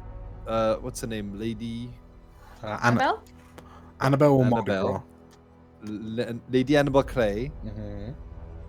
Convince them to go to a separate, more quiet location to discuss business or view an art piece or show them something. Okay, so that they're in a separate location. Yeah. All right. Okay. Then Kat and Marcus will try and get to the phone and bring the phone to her. Okay. So Ellie and who? Sorry. Me. Marcus. Marcus. Yeah. We get the phone and get the phone to her. At which point, I believe Price will have to create the phone Price to Annabelle or Ellie. To Price, I guess, to Ellie. Then Ellie has to join them, I guess. That makes sense. They did say that she might not have her kit on her, so maybe because she has to be next to it, so we could bring it to her, being like, this was found somewhere it shouldn't have been. We think you should hold on to it. So then she's actually got it. So we need her. If you've got a thumbprint, you won't need that. You just need to bring it within range of her then. Okay, yeah. Just give her a glass of something. So we bring the phone close to her, and then I think Kat keeps hold of the phone whilst Price distracts her. Price or Bear distracts her, right? And then we either get a thumbprint, either get her finger, and she's close. Kat uploads the program, and then make their way out. So Price and Bear should make their way out normally, and Marcus and Kat just get out. I think Marcus is playing more of a support role in case things go wrong. I think it'd be quite easy for us to cause a distraction with all the art, and we can cause a scene quite easily with the auction. I think. Yeah. Okay. So that's the plan. Okay. So. Right, yeah, sounds like a plan. Is there anything else anyone wants to add to the plan or question about the yes price? I've got a lot of things to do. So I do need to give everyone a trinket. Yes. So I figured if Ellie and Marcus are sneaking around the back area, they can have a trinket that allows them to go invisible. Okay. Holy shit. And for myself and Bear, because we're around the front, I'm going to give us both a trinket that allows us to transmute one piece of equipment into a bit of gear in case we need to say, oh, is this your phone? Or is this is this your phone? And then we've actually got the real phone behind them. Okay. Something like that, if there's a little bit of swap shop going on around there. And it temporarily, is it? And can we end that when we want to? You can just use it at some point in the mission. It counts as a gear token for you, basically. And you can say that I have that piece of gear, or it's that Rubik's Cube thing I gave you last time. You can decide what it becomes as a piece of gear. That was good. Whether it's a pass, a multi-pass, or something, you decide on that moment. Fundamentally, Price is kind of casting a spell ahead of time, which brings me to the point of I will please. So if you're using kind of the fetishes. The token. If you're doing 4 items for 4 runners, I need 4 caster spells. Okay, so the 2 gear pieces for me and Bear will be. The first one is yours. Is a success. Yeah, and then for Bear is another success. And then for Ellie, Oh, and That's for Marcus. Yeah, that's right. Aw. Okay, so Happy days. Blimey. so while we were, you can, so 11, so it's just a partial success on Marcus's piece. So on the caster spell, that is, for the three that aren't Marcus's, you successfully harness enough magical energy to create a spell as planned. So I'll chuck that in the chat. As an aside, for the three of them, you can supercharge it with an adjunct if you so wish, but I'm not 100%. So you can make it greater, split, or hidden. What does that mean? So you can add those tags. So you can either give it +1 Oh, right. harm, you can split it, or you can make it hidden. Okay, I have to remember that. But Okay. if you do that, because you have to decide now, basically, so you're casting a spell onto the object and handing it over. But if you do that, then you run the risk of potentially taking like drain or. No, I'm just happy to go with as it is. Let's not risk it anymore. In which case, for Marcus, if you're happy with the three of those just being as is, then Marcus is you cast a spell, but you have to choose 2. So you suffer drain.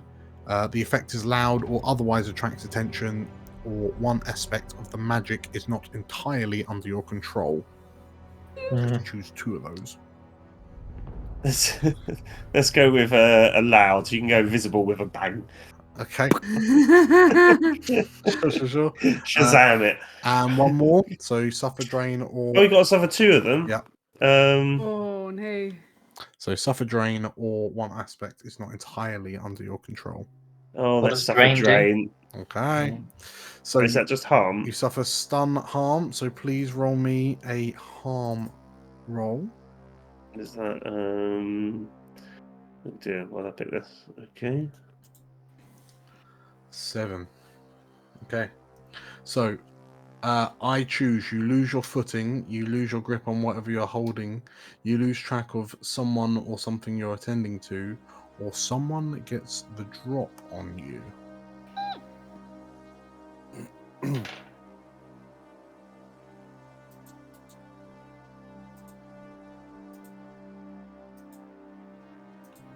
I guess it doesn't really A matter. certain someone hears rumors of a team putting together a job. That certain someone being Jacob Carter. Because it's your Not him. trinket. Don't worry, you'll be God. fine. You'll be God fine. damn him. Bring my rocket launcher. Happy days. He's gonna stand up at the party. Oh no. Could I also do my initiate feat to try and get some arcana for the mission? You may indeed, yes. Can I get a hold, please? You gain 1 Or hold, arcana thing? and I believe you get a free arcana to start. Yeah. I'm going to spend that free arcana straight away to try and bind a fire elemental.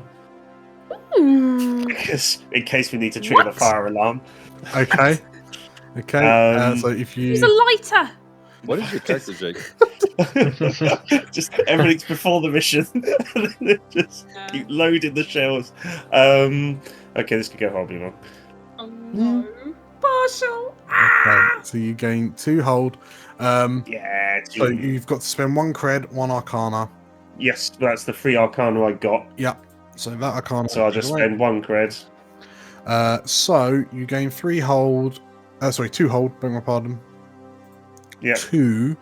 And then so you have those hold. Basically, you've got this fire elemental conjured and ready to go. And then during the mission, you can summon it and then use your 2 holds to make it do a number. Make it do stuff. Yes. Yes. Mm-hmm. Go. And I've also got an extra arcana from my initiate thing. Yes. You. So So I was should that have hold? 3. I should have 2 holds for the elemental and 1 from the initiate. Beg your pardon. Correct. Arcana. There we are. And also in those 2 days build up, I'd like to go and get a fancy car to turn up to the gala in and get rid of the sedan. Nice. Can we all turn up in it? Not you're you're at the back. You can't turn up in this. I'm You're going with my- sort of like a Cruella de Vil style car. Two. Like a Neo Rolls Royce. Yeah, on the list, doesn't he? I picked the tags for it, so we're going with the +2, +1, +1 with an armour of 1. So I'd like it to be fast, aggressive, garish, and loud, please, with a pop-up autocannon.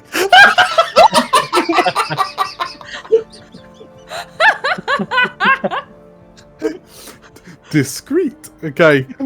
Was a gala, you don't have without to- anyone knowing we were there. Bryce, not with a bang. Okay. So we have a plan. We have some magical prep. Is there any other last minute prep? Do I need a little thumbprint copier scanner thing? A little piece of tech? We still haven't figured out if we need this or not. Apparently we don't. We do. Oh, Well, I think I need something. Without it, you'll have to get her. No. I want it. Okay. I want it. Yeah. So, who are you getting it from? Oh God! Does Zoe, my cyberware installer, does she do a little side hustle and You owe her a Okay. favour, don't you? just pay her a bit extra? And a little tip. Okay. You've got the contact already. Roll me a hit the streets as you speak to Zoe, your cyberware installer, who did your eyes last Did mission. my eyes real good. Real good. To see if she can sort you out a thumbprint scanner. The street, right? Yeah, hit the streets. I thought I clicked it and nothing happened, so let's try again. The 9! It's a 9. Okay, so you speak to Zoe in her chop shop. And you alright, darling, she says. And she does have it. So she does have the sort of thing that you need. So specifically, what is it you want to do? Just be able to sort of like swipe it past the hand and like scan and... Yeah. Okay, cool. So you literally like a skimmer scanner type thing. Skimmer scanner. Barcode scanner. Yeah. If we were super clever, we would clone the chip in her thumb, wouldn't we? Well, In 2 days. No, I mean on the spot. Oh. We'd have a Oh, piece yeah. of kit that could clone it That's- remotely, like just by what I waving was talking- past it. That's what I was talking about with the skimmer. Yeah. Oh, is that what a skimmer does? That's what we That's what I want. thought. That's what we want. Because then it doesn't have to be near her at all. Because it'll think that it's near her. well. Well, no. Let's just go for something that can copy her fingerprint. So you've got the scanner. However, please to choose 2 poisons from the list. I choose 2. Yeah, your request is going to cost you extra. It's going to take some time to put together. Your request is going to attract unwanted attention, complications, or consequences. Your contact needs you to help them out with something. But we don't. Well, we know when we need it, so I don't think I can choose time to put together. I don't particularly want to put the clock up, so it's going to cost me extra, and she needs help with something. Hopefully, at the party. She charges you a cred. It's extra, so it'd be 1 cred normally, so it'd be 2 cred for this. 2 cred, sure. Because she can. So it turns out she can get it, but she hasn't got it, but she can get it. However, she needs to lubricate the transaction a bit more. So 2 cred for the skimmer. Sure. That's an autograph. And she wants a photo. And Brandon's phone number. She wants a photo selfie of you and Mardi Gras. Nice. I She can do gives. that. Sorry, she goes. Actually, yeah, I've got a bit of a favour, and she hands you what are effectively a pair of really unwieldy-looking glasses. And she says, "So these, basically, like what? So a friend came in and dropped them off. Basically, just like he wears them to like scramble his face on CCTV. Basically, like, just like deletes his face. But what I found out is that it makes it much easier to superimpose faces on top. So what I was wondering is if you're going to be there with Mardi Gras, you put on these glasses and then you take a selfie with her, right? And then that will scramble your face, and then later I can put my face on your body so it looks like I was there at the party, and then I can like wave it around and be like, yeah, I'm at Mardi Gras. So I need you to get me a selfie. Very. Mardi Gras. Say no more. I can do it. Cool, amazing. Cheers, love. Love Mardi Gras. Can't they Of all unscramble her that to find songs. your face? Nah, these are really good. They're really good, Price. Right, Basically, okay. just be a blank face that I can then superimpose my face on top of. All right. Get it. Cool. Right. Cheers, darling. Yeah, you take these. Make sure you bring them back in one piece because they're quite fun, actually. Right. Cool. So you've got a scanner. Are you Got all a ready? scanner. Are you all ready? I think so. You need to add a gear to me and Bear, please, for our trinkets. And Let me then roll. Ellie and Marcus have to remember they've got an invisibility thingy. Yeah, I got it. And I'm gonna roll. So a gear for Bear and Bear and me for our trinkets. I get a hold. Okay, is that for playing cons together? So Marcus gets a different type of hold. Okay, I feel like we're getting the hang of this We've now. got We're so loading much up of on this tokens. stuff, yeah. right. In which case, as your plan comes together and the night of the art gala rolls round, as you make your way in your respective vehicles to the Daventry. Let's grab a quick break. All right. Okay. All right, back in a bit. See you soon. In a bit. Bye-bye. Yeah. Bye. Hey babe, it's your girl Mardi Gras hitting you up with an amazing offer just for you. To hear my latest single 3 days early, you gotta get on that exclusive guest list by subscribing to those absolute stunners over at Explorers of Elsewhere. Be quick though, cause this offer won't be around forever. Okay, big loves to you all, and I'll catch you soon, okay?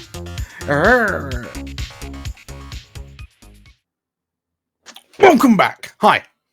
Yeah. I'm pumped. Are you pumped? We're going to the Arcana. I am now. I'm pumping that brake, but it's not working in the car. It's already got an accelerator. It's got 2 accelerators in this. Yes. That's what the fast tag does on the car. Oh my God. Okie dokie. So we rejoin the 4 of you as you make your way to the Daventry. Well, it's called the Daventry. And in the sort of like the glittering neon lights of nighttime Neo-London, you see this building stretching up in front of you into the night sky. As you know, there's kind of vehicles and nighttime crowds just kind of milling about, and everyone's kind of getting super busy. And Marcus, as you kind of peel off from the other 3 to make your way to the service entrance at the back where the catering teams can make their way in.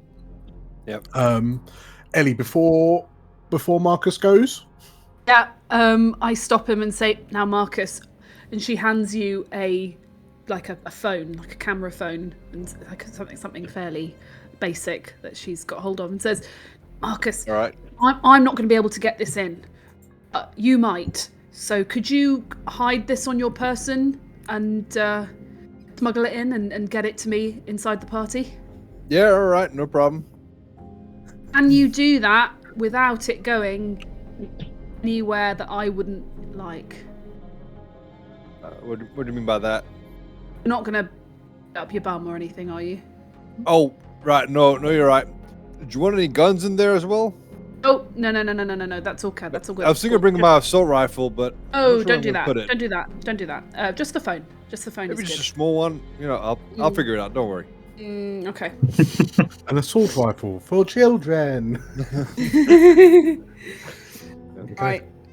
Price having great time in the. I'm driving in through the car. neon streets of London. That's great. I love it. All the billboards are going past. The police Is Price- sirens go that way. Is Price enjoying the new car? Also, is Price driving it in first gear? It only has forward. Forward or back. There is no stop.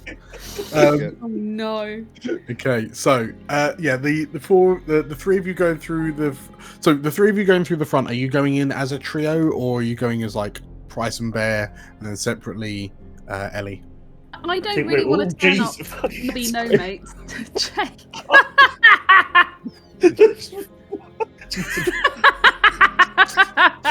It just blinded himself. Not thinking you can see That's anymore. the full beam. Have you just lost your remaining edge points? Style right out the window. Yeah. Jeez. It's all gone. -1. Right. Oh my god, that's bright. Okay, Anyway. so God, what were we saying? I think Price and Bear would turn up together, right? Presumably they're in the car. I think, can I turn up with you, please? Because I don't want to be the knobby no-mates who comes in all on my own. I'd have an entourage. But why would you be linked to us if you're what's his name as the agent? Have a laugh. No. You know, friends. Yeah, sure. I've got friends. I thought we wanted a bit more deniability that if she got knocked out, we weren't all. Oh, didn't you all arrive together? And isn't it suspicious that you're all not knocking her out? Oh right, anymore. okay. Sorry, Like, I missed that are bit. we? Fine. Maybe I'm wrong. I don't know. Yeah, turn Okay, give them. fine. Why don't I turn up on my motorbike? Ooh. Yeah, that's cool. Okay. It does look good. So, Ellie, you arrive. The sounds of your motorbike engine kind of growling as you pull up out the front of the Daventry, and as you kind of throw the key to one of the waiting porters. It's Brandon. Yeah. Job. You see, yeah, as Brandon catches the keys and as you wander past, he you spy Price and Bear pull up in this Spy. overly garish car. Just What colour is it, Price? It's a mixture. It changes. Is it Depends on pearlescent? the light hits it. Just- Yeah. Okay, nice. Wow. With the spinning hubcaps. Oh no, the hubcaps stay still. They're balanced. Oh, So it doesn't look it's moving. ooh. It's scary. It's got a tag. So the three of you make your way in, and you can see kind of a number of kind of business people, like people at sort of like corporate events or sort of like public social events, just kind of milling around, and kind of asking around, sort of looking at the signage. You notice that there's no visible indication of where this party art gala thing is happening, but as you're kind of looking around, you notice there's a number of people heading to what appears to be the 38th floor. Right. And kind of like you overhear kind of a couple of them talking about the like Mardi Gras and the art gala, so it's a pretty safe bet. And sure enough, are you going in the elevator together, or are you going separately? I'm going to have flashbacks to the last time we all got in an elevator with the. We can all be in Hospital. the elevator together. We Yeah, just won't let's do chat it. with each other. Yes. Yep. Yeah, that's fine. Okay. In which case, the three of you, wondering how Marcus is getting on, ascends to the 38th floor. And as you emerge, as the doors boom, open up, the first thing that strikes you is that everything is gold. Ooh. And like from what you've seen of other like places within the Daventry so far, it looks like someone has paid for the floors to be painted gold, the walls to be painted gold. There's like gold shimmery drapes and banners hanging down, and there are sort of like Roman-esque pillars kind of rising out, sort of like dotted around, and then on each one of them is a teeny tiny little like vid screen with what appears to be small, like Ellie, you look at it and go, oh yeah, it's art. Just little teeny tiny images with even tinier little like detail cards underneath them, and just a lot of very particular people just kind of stood around with glasses of very expensive wine. It's just, and then you could like from the moments that you're stood in the open elevator door, you can just see loads of these people, clearly the kind of like more influencer types, just sort of like stalking from group to group to group and sort of like just, hi, hey, how are you? Yeah, just gonna do it. I see you later, yeah. And it's just like a dance, this mechanical dance as they all go around and pretends to like one another. Marcus. Yo. What is it you're trying to sneak in? So I'm not gonna sneak in anything at present. I mean, like into the building up to the 38th floor, presumably. What do you mean? Sorry. Because Ellie passed you off. Oh, the did phone. Did we even go through a checkpoint or anything? Well, so yeah, I'll come back to that in a sec. Okay, sorry. So definitely, Ellie's phone. Ellie's phone. Hold up pistol, silencer, 0 rounds, and maybe an assault rifle. We'll see how. Is that your entry ticket? No, okay. Leave the assault rifle. But I'm thinking. Hold Does up Marcus pistol. know what catering involves? It's not catering for the dead or something. I don't know. Yeah. Marcus. Yes. As you try to smuggle this, are you smuggling? Have you got the scanner? Ooh, yes, you do. I do have the scanner now. Yeah, because you have to get the bio being the waiter to get the drink and the thumbprint, don't you? Okay.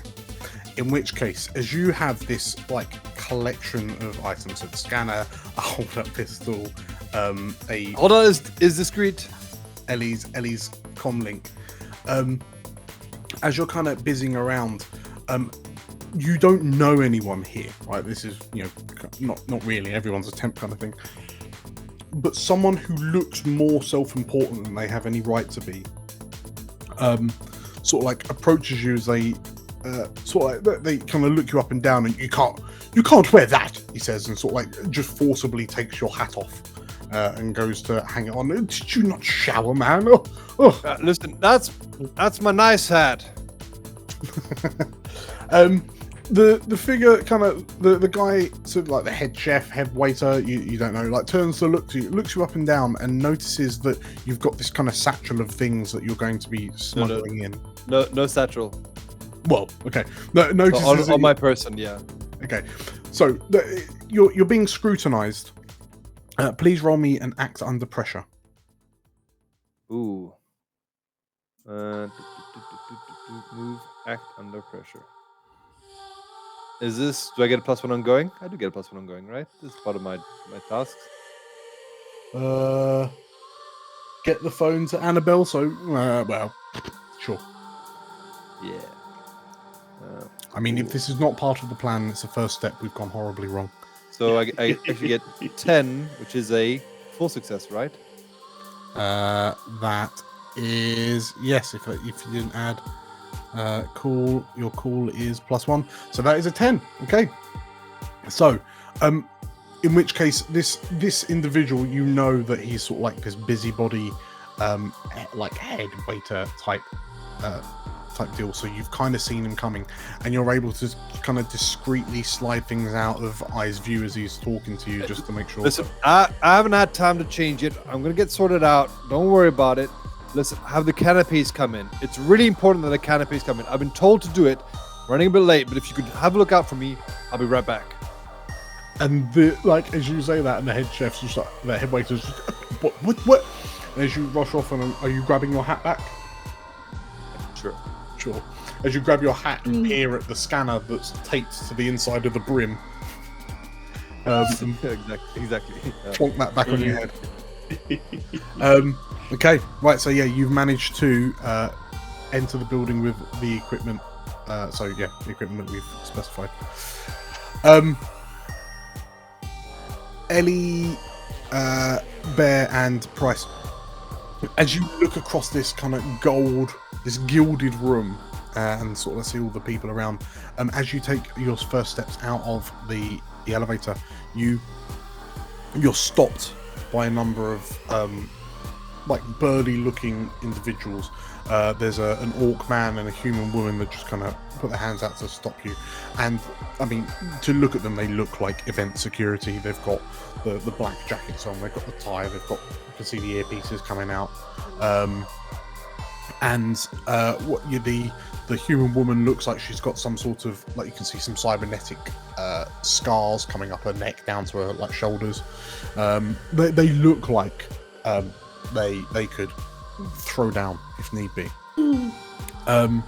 But they, like, wordlessly, they just kind of gesture. They're holding what looks like a wand of sorts, like an electrical wand. They just kind of gesture your hands. You've seen the people in front of you sort of like, ugh, like begrudgingly put their arms out to get scanned, like you would at like an airport. And as they begin scanning up and down. So Price, you No problem. and you go through absolutely fine. Bear, like the orc man looks at you funny as you're looking up at him with this bear pelt on. Bear's trying to look as disgusted and offended that he would be scanned at the door. Don't these people know who he is? Just growl at them. Yeah, you and this orc have a bit of a stare off, as he's clearly not appreciating your sass, but then he sort of like he gestures you in. Then the human woman approaches you, Ellie, and as she swipes over your eyes. What is nature of cyber eyes? It helps me with my reading. I don't really like to wear contacts. They look to one another. Roll me a. Could I step in and aid her bluff here as an associate? Excuse me, what are you doing to my assistant? Do you not know who I am? I am Remington Tobias Cromwell II, heir to the Mars fortune, and this is my assistant. I need her eyes to tell me if this artwork is perfectly legitimate or not. Don't be stupid, out of her way. Calm down, Remington, you know how you get. Excuse me, I've told you, you can call me Toby. Price. Price, roll me a helper interfere. Ellie, roll me a fast talk. Okay. With +1 or not, depending on. Or not. Well, I'll just roll it and then we can Plus nothing, aren't we? figure out. What? Oh no! Is it -1? Oh. It's not. You just don't get the +1. It's fine. That's fine. That is okay. I'll just step to the side. It's a 9. Okay. So. So help or interfere.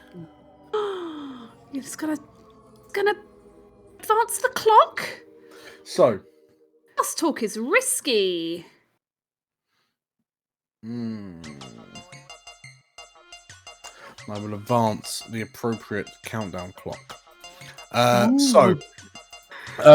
Price, as you kind of come blustering in and like create a scene, a bit of a queue starts to form as these effectively bouncers, like the orc man turns and sort of like starts like palming you off, like keeping you at arm's reach, and like you can see the muscle like rippling underneath this orc's like jacket sleeve. And in the commotion, Ellie, like the bouncer that stops you has kind of lost her train of thought, and then she just kind of waves you through, clearly happy with whatever excuse you've just made, because she's now focused on Price. And Price, at your own expense, as you kick up a stink, the action clock will advance. That's fine. However, it advances because from across the room you hear, "Oh, just let me! What you doing?" "Oh, hi, hello. Do I know you?" And as you turn to look, you see Mardi Gras stumble into the room, into line of sight, and looking around, it seems like she has already been hitting it hard. So not only is it immediately advances to 6 o'clock. Ooh. Mardi Gras is noticeably louder and more drunk. And as you enter, like, she looks to you and she looks at you, Price, and you look really fun. Shots for everyone! She shouts, "Woo!" And she just kind of stumbles over and like bounces into one of the pillars, like with one of the like NFT displays, and she, "Who put that there?" She says she staggers around on these high heels that are far too high for her in the state that she's in. Oh my god. And as the three of you, like, no one's really, like, you hear a few people go, "Oh, free drinks, oh," but no one's really kind of following up because she doesn't look great. Okay. I need to get my selfie now. And as she bounces over, you notice through the crowd there's one figure that is watching her like a hawk. She is. And it's Who's this? a very, very tall and intimidating, like, mountain of a man. His brown hair kind of combed back, his eyes hidden behind solid shades. He's got his arms kind of crossed in front of him at his waist, and you can see that the fingers of his, like, both of his hands are cybernetic, and from the looks of it, it looks like his whole arm, like all of his arms are. But you can see his right hand just kind of systematically, like, squeezing, almost as if it's it just seems to be squeezing on and off very, very methodically. You can see like all sorts of cybernetics kind of raining down from his head, like head down across his body. Underneath this immaculate white suit with a black shirt and tie combo, like white suit, white trousers, shiny white shoes, and this man just appears to be watching Mardi Gras stoically, like watches as she ping-pongs or like pinballs her way across the room, bouncing off guests and woo, like spilling her drink everywhere. Who in the Arnold Schwarzenegger is this? Don't know. He didn't make it past the metal scanner, did he? So, that is. Otherwise, you haven't seen Annabelle. Right. So, what do you do?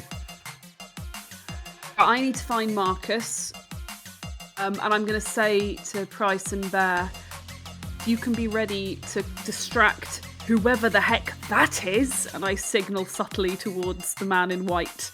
I'm gonna get my picture and start looking for Annabelle. So I think Bear will follow up on what Kat said by trying to move subtly closer to this chap. He's going to sort of try and insinuate his way into the groups of onlookers around each of the artistic pieces, and just sort of say like, yes, this really captures society's sense of collective apathy, or something that he's picked up from the auction house, and then they'll go, yes, and then move on to the next group. You're missing the perfect Danny DeVito. Derivative. Yeah, basically that. I'm just like gradually hopping groups to get closer to this guy. More than one group after you depart, like, turn to regard this teeny tiny NFT with new eyes as they're, oh, he's right.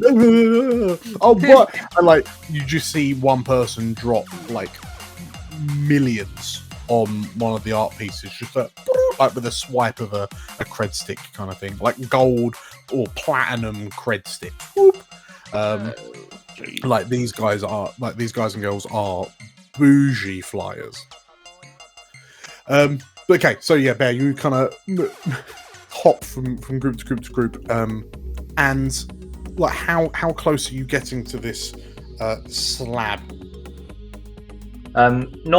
Not so close that I'm sort of in the open or attracting his attention, but I just want to be close enough to intervene if I need to.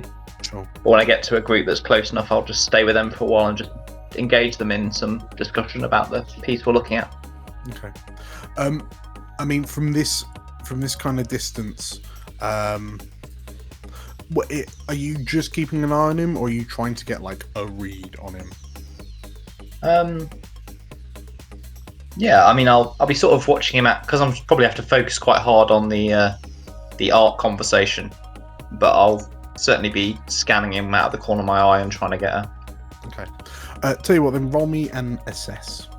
You closely study a person, or quickly size up an opponent or charged situation. Yeah. Okay. Oh, 10. Yeah. Okay, so you gain 3 hold, and in the ensuing action, you can spend 1 hold to ask me any of the questions from the list. Gosh, Bear's never had so many tokens in his life.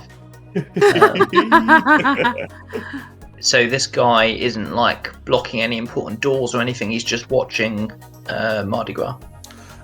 Correct. Yes. So, okay. I mean, at the moment he's just kind of stood stoically and like his head's turned slightly to look towards Mardi Gras. Every so often, there's an ever so slight shift in the head to look around the room. Let's say, if you want to ask one of those questions.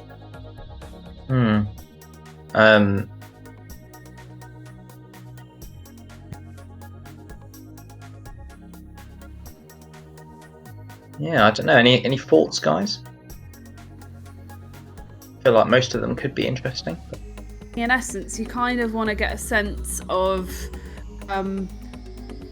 what is his kind of demeanor, his intent. Does he look like he's private security for Mardi? Does he look like someone who might be planning her harm? Like, because we do know there might be interested parties here who are kind of. So what do I notice despite an effort to conceal it? Could be that. I was thinking with all these cyber stuff, he could be like our target could be using him to observe the room. Yeah. I mean, if I interpreted who or what is in control here to mean who's controlling him, like who is he working for? Is he working to protect Mardi Gras, or is he there to? Sure. Yeah, he's definitely there to protect Mardi Gras, but it's just. Well, is he? That would be a good question, I think. So who or what is in control here? Yeah. So who's he? Who do I think what his agenda is? I guess. Okay. So who or what is in control here?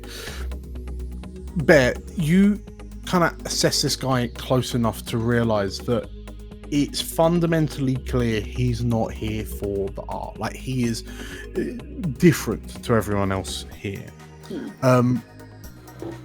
Given the state that Mardi Gras is in, if he did kind of mean her harm, there would, and the amount of sort of like mods that this guy's got going on him, there would be like, people would be hard pressed to stop him from doing something like violent or aggressive, which leads you to believe that he must be some sort of handler or watcher.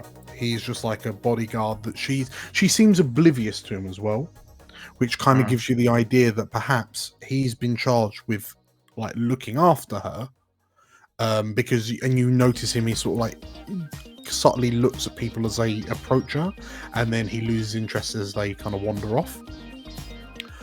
So it seems like he is some sort of inherent bodyguard to her, but potentially she's not the one who hired him. Okay. Great. So in his head, Bear's thinking he's got a potential distraction lined up there then. And then I've got 2 more questions, is that right? Yes, correct. Yeah, okay, so I guess what do I notice despite an effort to conceal it? That could be useful. What do you notice despite an effort to conceal it? You notice him like as he watches a group of revelers kind of approach Mardi Gras, and she just turns around and they start talking. You hear her just, "Oh my god, He's amazing. Ah! You see him very discreetly, as discreetly as he can, like seemingly whisper something into his wrist for a moment, and then his head turns to a corner of the room. And as you follow his gaze, in the opposite corner, sat in a slightly kind of secluded private booth, is Annabelle Clay. Ah, Interesting. Okay. good work, Bear. And then my last question will be, how can I avoid trouble or hide here? Is there somewhere I can... Is there like a blind spot in the room where I can step out of sight, or it all goes pear-shaped? Okay. Best way to... how can I avoid trouble or hide here? You recognise, as Marcus wanders out onto the main floor, the only people not really being watched are the staff. Okay. And they're wearing a particular uniform, are they? You see... You see Marcus with his cowboy hat. Marcus, what is it? What do you imagine the dress code to be? So I think Marcus would be wearing like a suit. So black suit with a what's the word? A Tie? Waistcoat? Shirt. Okay, yes. What's the word? The word is shirt. So he's well dressed, but he does have the iconic cowboy hat on. Okay. For some reason, it just can't come off. Sure. So Bear, yeah, And it seems... got a little plate with canapes on it. So you know that Marcus has made it in, and no one's really watching the staff going in and out of presumably the kitchen area, or like the access, whatever way Marcus made it in. That doesn't seem to be getting watched. It doesn't seem to have any security on it either. Okay. So I think he's going to disengage from the group that he's currently with. He'll say something like, "Wouldn't buy that if I were you. I've seen the original's much better." And then saunter off snootily towards Marcus, pretend to be grabbing a canapé, and he'll let him know that where Annabelle Clark is, and then he'll carry on. Okay. In which case, before Marcus, as Bear tells you this, Ellie, what are you doing? I'm also making a beeline for Marcus.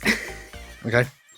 So maybe I'll sort of be hanging out close by when Bear imparts that information, so I know it as well. Hopefully, then I'm going to swoop. I'm going to swoop in. I'm going to be like, "Have you got any of that substitute caviar stuff?" Oh, we do, madam. Right here. And Marcus will slide the phone into. And the cat's skimmer, hand. or just the phone? Both. Okay, cool. Thank you. And off she goes. Okay. Off she goes to... I guess towards the corner with Annabelle. Oh no, back towards Mardi. Towards Mardi. Okay, yeah. So Mardi Gras has now left the group that she was talking to, and is just kind of stood in a corner, sort like on her own, quote unquote, as in like everyone's giving her a bit of a wide berth because she's just woo. She's dancing to herself, and like stumbling on her heels, like her ankles are gonna. They're gonna hurt. My plan is that I'm gonna scan the room to see if I can see either Bear or Price, and sort of hope that they're about to make the distraction of the white-suited man. And when I'm pretty confident he's not looking, I'm gonna go up to Mardi and basically be all like, "Oh, babe, you stood up for me. I can't believe it." Like, act a little bit drunk myself and be all like, "I think you're my best friend." And just like try and take advantage of her current state, basically. In which case, as you turn to look to find Price or Bear, you hear, Oh my God! It's you, babe! Oh, and babe! you turn to see Mardi Gras stumbling over to you. I can't believe you made it! Oh, babe! I wouldn't have missed it for the world! And she saunters right past you Oh, man. into the arms of the man stood behind you. And she, "Oh, Percival, it's so good to see you," she says. And as she releases him and you kind of like up close, she really does have like gold feel, like her skin is gold. Like it's what's happening here. As she releases the man she's just hugged, the man in this sort of like long, like furred, grey quartered coat. Like everything that you see him is grey. Oh. And the figure looks to you through rose-tinted glasses, and you recognise Percival is Mary. No! Oh! Stop it! Disgusting! Dan, for people watching this, can you give us a recap of who Meridius is? I don't think we've mentioned him in a long while. Yes, so Meridius, of course, being the leader of the Underground, the head of the terrorist network of Shadowrunners that operate within London, who oh so callously bombed Westminster approximately 9 months ago. All got Kinda like praised eating- for it. Did he, though? Well, we don't know. That was the And official also- story. Also, your former boss. Yeah, there's that. That's why it's awkward. That's why it's kind of awkward, yeah. He's not been in touch in a while. He No, never he got our ghosted us. P60s. He double-crossed us, right? Mm-hmm. Yeah. Yeah, Really? he left us in the lurch a bit, didn't he? Bit high and dry, yeah. He did. So the last thing the last time you kind of saw him was in the aftermath of the Westminster bombings that set you on the path that you're now on, yes, you had to escape from Blue Tree Max Sec as they stormed the hub, which used to be the Underground's base of operations. Yeah. And he and his team, of which Ingenia counts herself as one of the number, who you've reached out to before, went to ground. And this is the first time you've seen him in person. Since that day. Marcus nearly shot him. Like Just now? You know what? Yeah. Imagine, you know how waiters have like a napkin draped? I just imagine Marcus just pointing a gun at him the whole time. Wow. Curse these gel rounds! I'm trying to change the mag and... Oh, God. Meridius turns to regard you for a moment, like tilts his head, and then in almost like a finger click, turns and, "Oh, darling, of course I'd come here. You know, I would tear the world in two to be here," he says. "How Right. are you? Is this your friend? Sorry, I don't believe." As he kind of swooshes his hair back, "I don't believe we've met." Is that to me? Because I am totally stepping forward and being like, "Percival, babe, you're here too? Oh my gosh, I've just met Mardi, but I feel like we're soulmates. Isn't that right, Mardi? She got me in tonight. Such a babe." Mardi kind of looks confused for a moment. And, "Of course I did, babe. Of course I got you in. Everyone here's my friend," she says, and I just like walks past and she grabs another drink and it's free, you know, because I paid for it. And like she puts an arm around you, and as she sort of like looks at the glass, like the champagne flute she just picked up, and she looks really confused and just like drops it on the ground and it smashes behind her, and she flings an arm around Mary's shoulders and it looks like you two do know each other. Did you? Percival here is one of the artists. He's done it. I love what you're wearing here, Percival. I love it's so and like to look at the two of them, like Mary is wearing like nothing but kind of grey. She's in this like sheet, like this leathery, shiny, like white halter boob top type thing with like neon yellow and hot like bubblegum pink, and Mary is not regarding her in any way. He's just looking at you, and well, yes, I mean that's been the whole meaning behind the most recent art piece, darling. Working with shades of grey.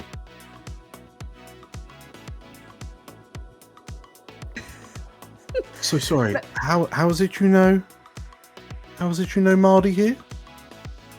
I'm actually an assistant to a couple of the art enthusiasts at the party. So which piece is yours again?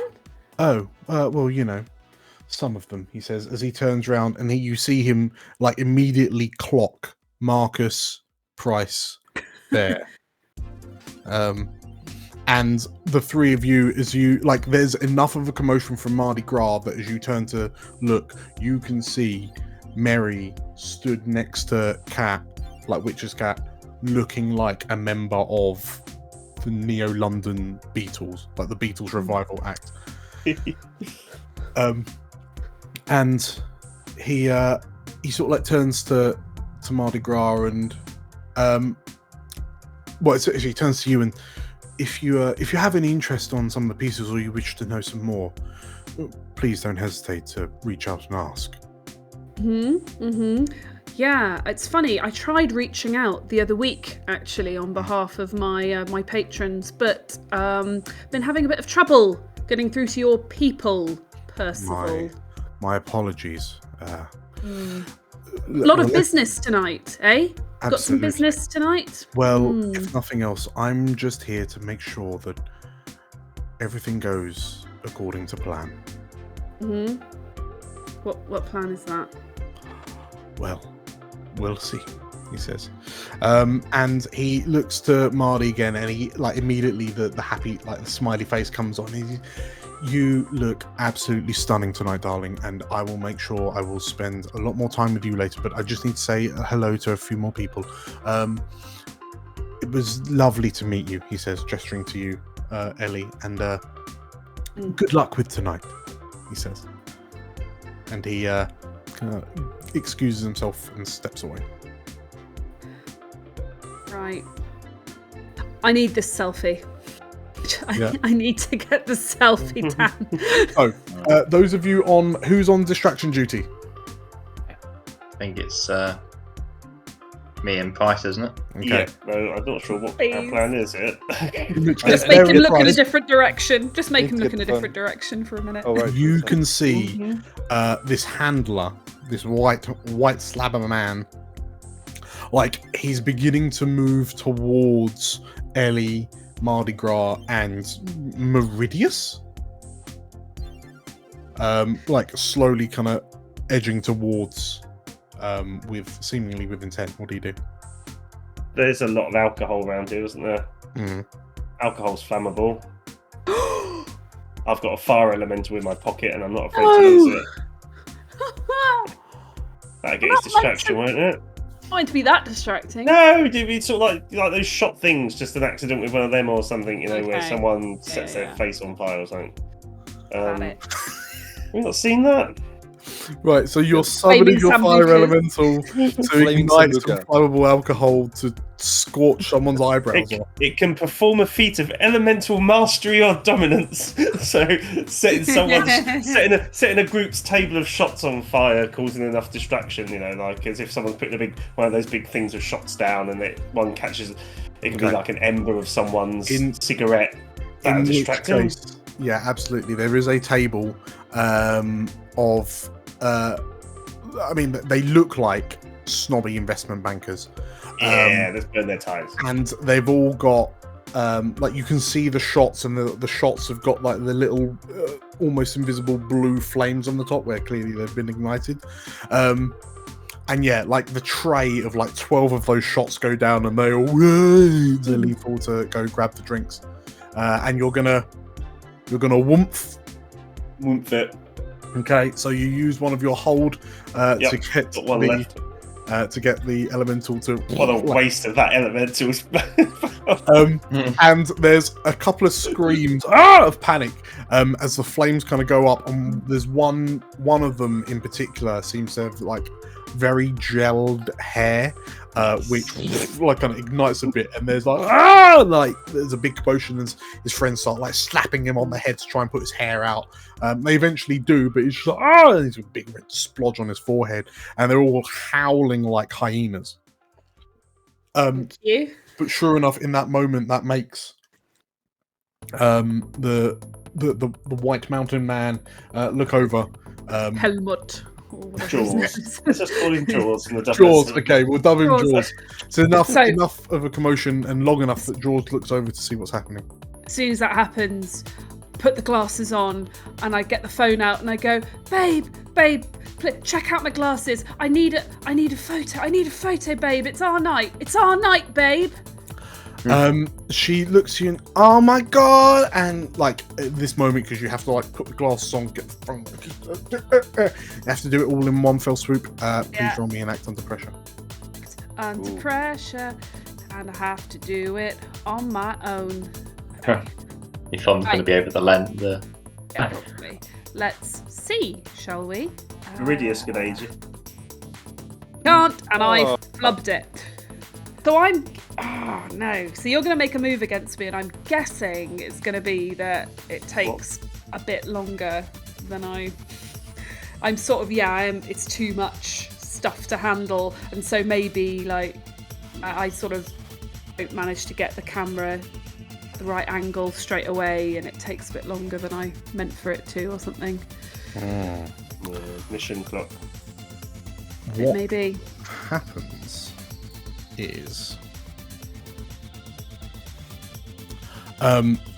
you're trying to sort of like, because the thing won't focus quickly enough, and like as you go to press the button, this large chrome hand like clamps over the phone, it clamps over the comlink, and you turn to see Jaws like towering over you. As that was quick. Did he teleport? Well, just where you're like, oh, put the glass on, oh, get the phone out. But yeah, he manages to reach you and takes the comlink away from you, and sort of like looks to see, like, opens up the gallery to see if any photos were taken. He then scowls at you through these. Well, you can see his brow furrow as a like, you presume he's scowling at you.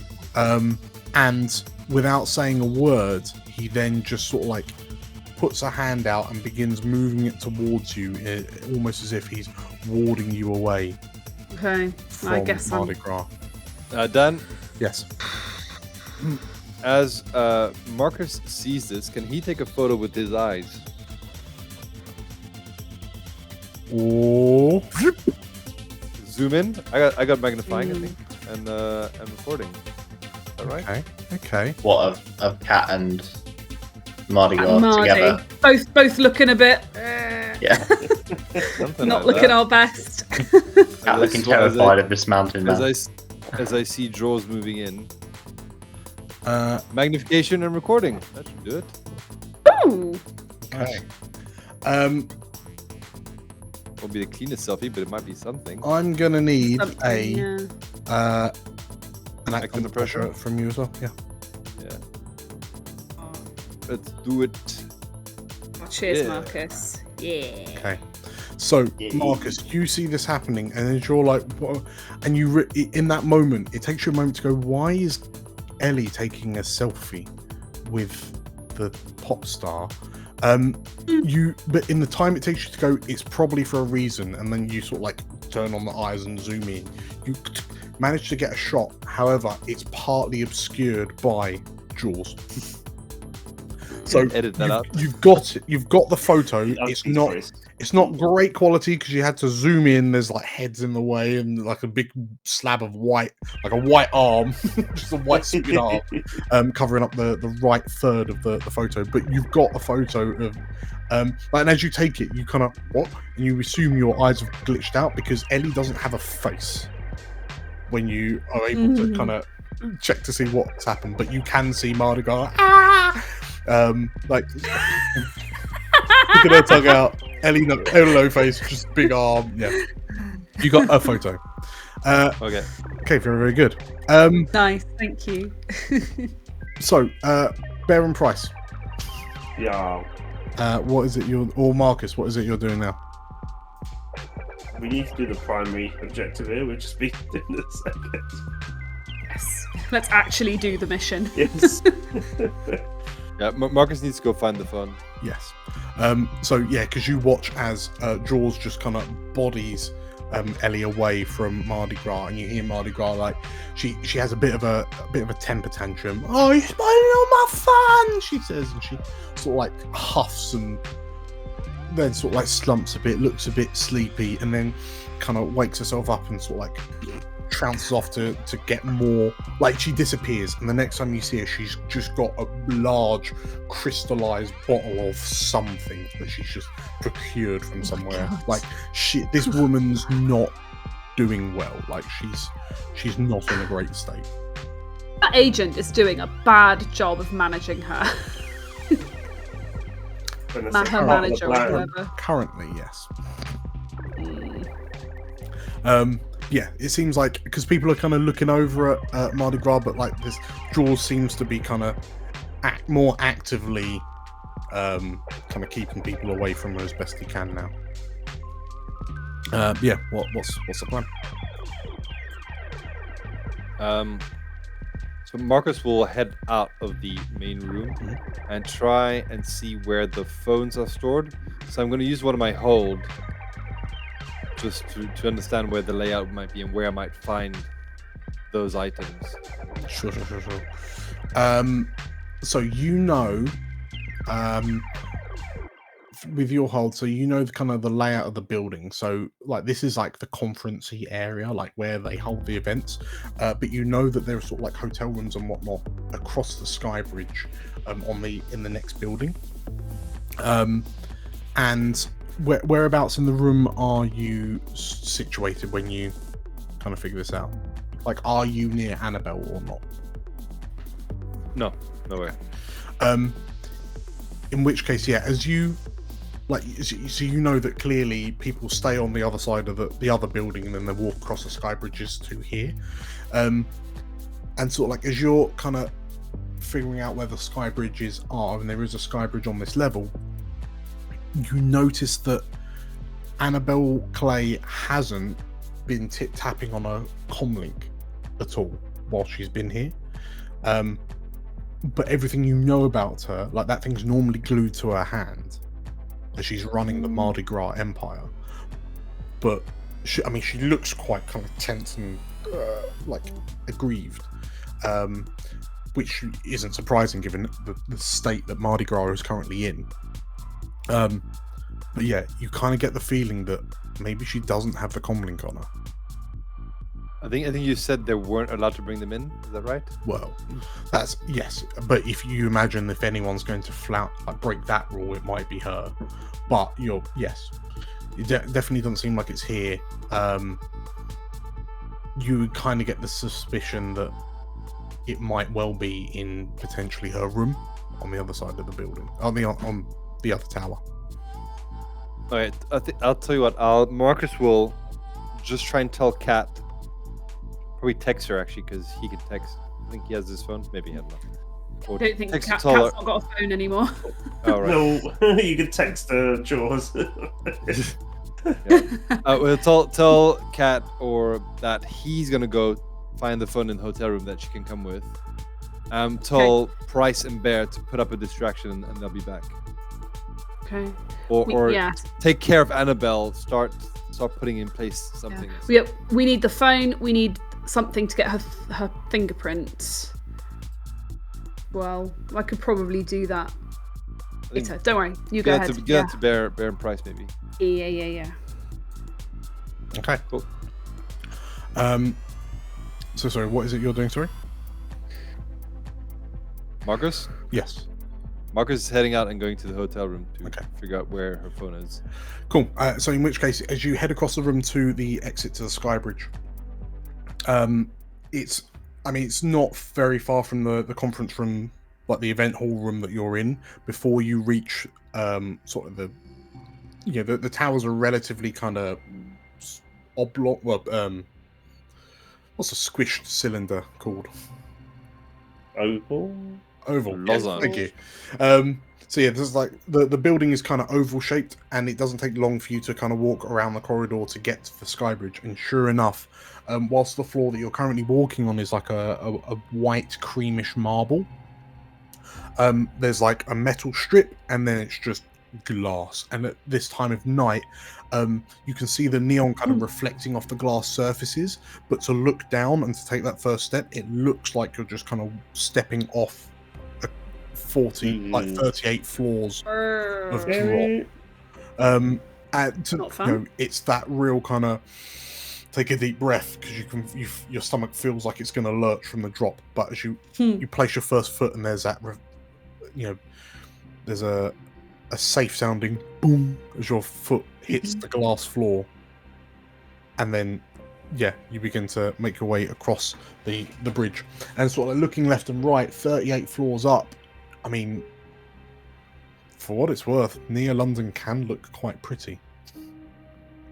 Yep. But sure enough, you make it to the other end of the other tower where the accommodations are. How do you know where she was staying? Nope, that's why I need cat. Okay. Oh, yeah. Okay, fair enough. Can I use my intel to figure out what room she's in? Yes. So if you want to produce knowledge, Yes, please. Okay. Do I have to roll for that, or if you reveal knowledge. Just reveal You knowledge? just get it, right? Yeah. Oh, sorry, I just did it twice. Yeah. Okay. So I would like to use my intel to reveal where Annabelle's room is. Okay. Nice. So Marcus gets her Annabelle's room number. And as you approach it, it's on this floor as well. It's one of the rooms relatively close to the sky bridge, presumably because Annabelle can't stand to be that far from her comlink. But sure enough, whilst the corridors are mostly deserted, the door is locked. Oh. Because it's like Yeah, we didn't get that far. a hotel room door kind of thing. Got a credit card? What can we use? Don't have Have a you got card. a piece of gear that you have on you? I could produce gear. Use Wanna gear. Use it. All right, we're Use the producing gear. gear. Okay. I brought an auto lock picker. Jam it in. Okay. So as you Hotel skeleton key. Yes. basically, okay, so as you slide in this key and sort of like press the button, and you see the, like on the display, like all the different combinations of like lock numbers, and like you see the number kind of getting higher and higher as it tries like 2-digit, 3-digit, 4-digit, 5-digit code, and then it gets to like 7 digits before it like goes green, and you hear a clunk on the door, and you're able to turn the handle down and open it. Cool. It's got me here, right? Yes. Yeah. All right. Find the phone. Okay. Right. If you're giving me a quick look around, please roll me an assess. Shall I help you, or do you want to help me? Who's better at assessing? What's an assess roll based on? I'll help you. I'll do this. Edge. So I've got No. +1 to edge. Now you got synthesize. It's synth. Oh, is that right? Yeah. How it works? Yeah. I got a synth eye. I thought I just had a thing that let me link to my gun. Yeah, it's just the neural interface. So Marcus, you've got the synth eyes, so you can do synth. Oh, right. assess. Okay. So you do it and I'll help you. So this is my links with Marcus. Is that what I add? Correct. So +2 for you. Hey, right. You have a neural interface for targeting suite. Ah! Hey. Okay. So Oh, and I got a crit assess. okay, so 13. So in the ensuing action, you gain 3 hold, which you can use to ask questions about this room. Yes. What is hidden? Where's the phone? You find a like you see a personal safety lockbox. Okay. And like looking around, everything is kind of out, but you suspect that is where it is. Okay. Okay, can we open that? How is the lockbox vulnerable to me? Can I use my auto lockpicker to? You can indeed. So that's your second hold. With Cat's help, you managed to kind of find, program in the make of this personal lockbox, and you, in such a way that it's not going to identify that it's been broken into, and you're able to. And then you hear a clonk from the safe as it swing it open. And then Maybe we want to save a hold for later when we try and put it back. Yeah, probably. We want to lure this lady here. Will that help? Then we have to lock her out. No, take it back to the room to get access, and then go put it back in the hotel room. Get back. Okay, we head back. Okay. So, presumably leaving the safe open, close the door. Yeah. Okay. Yeah. Right. So you have Annabelle Clay's comlink. Yes.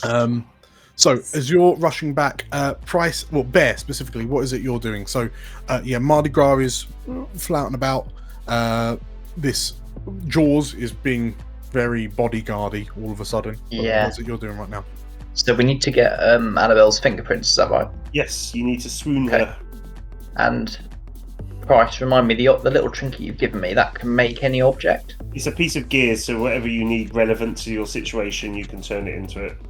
Okay, great. So what I'd like then, Dan, is a pair of long artistic gloves, such as a fancy person might wear at a party like this. Ideally, I want them to... Yeah, those sorts of gloves. Ideally, I'd like them to have... to be kind of soft enough that when someone shakes my hand, they leave an impression. Okay. Memory foam gloves? Yes? Yes, memory foam gloves, effectively. Is that doable, do you think? So fundamentally, you're trying to get her prints on a handshake. Yes, basically. So you could, there'd be something where you could, like the texture of it is such that, it could leave a print. Well, as a gentleman, you don't have to shake her hand. You could gently kiss her hand, and she puts her hand on you. I'm careful not to let anyone else touch my inky gloves. glove. You don't want to mind the trace. I could dip it in wine or something, couldn't I? Before it's fine. It's fine. I command all the elements of magic at my command, and so far I've done a bar trick with lighting some lights and made a pair of gloves. I mean, fine. You're also about to make us invisible. It's all right. It's all going to be worth it. Yeah, these gloves will appear out of nowhere. Bear will put them on, and then he'll saunter up to her imperiously and introduce himself. Sure. So she's currently in this kind of private booth, and you can see effectively she's in a corner just watching everything around.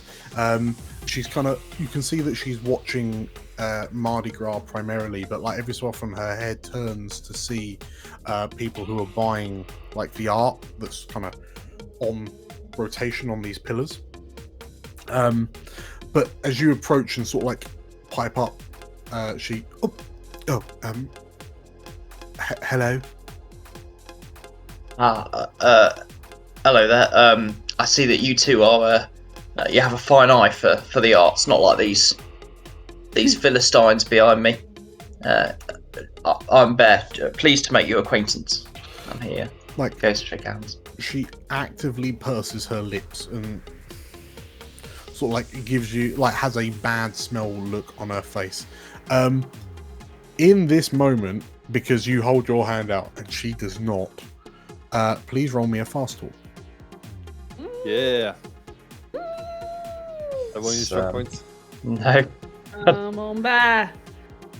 You get a +1 ongoing because this is part of the plan, right? Oh yeah, you do. Is it part of the plan? Okay, great. Yeah. Quickly check the plan. Then what does the plan say? Bear murders her with an axe. Move Annabelle to another room and... Ooh, yeah, that's true. We did say that, didn't we? Yeah, we need to start writing this down. Can you have it on a board behind you, Dan, next? Okay. We'll assume there's no +1 because we haven't tried to move her. Yeah, that is true. All right. Okay. give it a go. Oh. Okay. Oh, that's better than I thought it might be. NPCs will do it, but someone will find out. Not more action clock, The no! MC will advance the appropriate countdown clock. Fast talk is dangerous in this game. It really is. So, the action clock. Even if you partially succeed, your action clock goes up. The action clock goes up to 10 o'clock. Oh no. And If we talk too much, a SWAT team's going to arrive and kill us all. well, okay. So the action clock goes up to 10, and as you Annabelle is looking at you, and there's almost like a slight sneer, like a snooty sneer on her face as you hold your hand out. And there's as Annabelle's focus is on you, there's a loud crash. Ooh. And you turn to see that Mardi Gras, her high heel, her stiletto has snapped, and she's just hit the ground like a sack of potatoes. And you hear the crowd "Oh!" as she utterly wipes out. And Bear, from where you're stood, it's a good thing that no one's got camera phones, because her on the floor, spread eagle like she is, and that short skirt, she's not being very discreet right now. It's and you see Jaws immediately kind of swoop over, pick her up, and she's like, I'm fine, and sort of hobbit, but she's walking funny because now she's only got one heel. Yeah. You know what it is? When the action clock gets to midnight, Mardi Gras fucking dies or something, and the party's over. That's what it is. And you see Jaws lead Mardi Gras to a private cubicle. You see Jaws head over with Mardi Gras to the cubicle that you are with Annabelle. And he just relatively roughly shoves Mardi Gras into the booth next to Annabelle.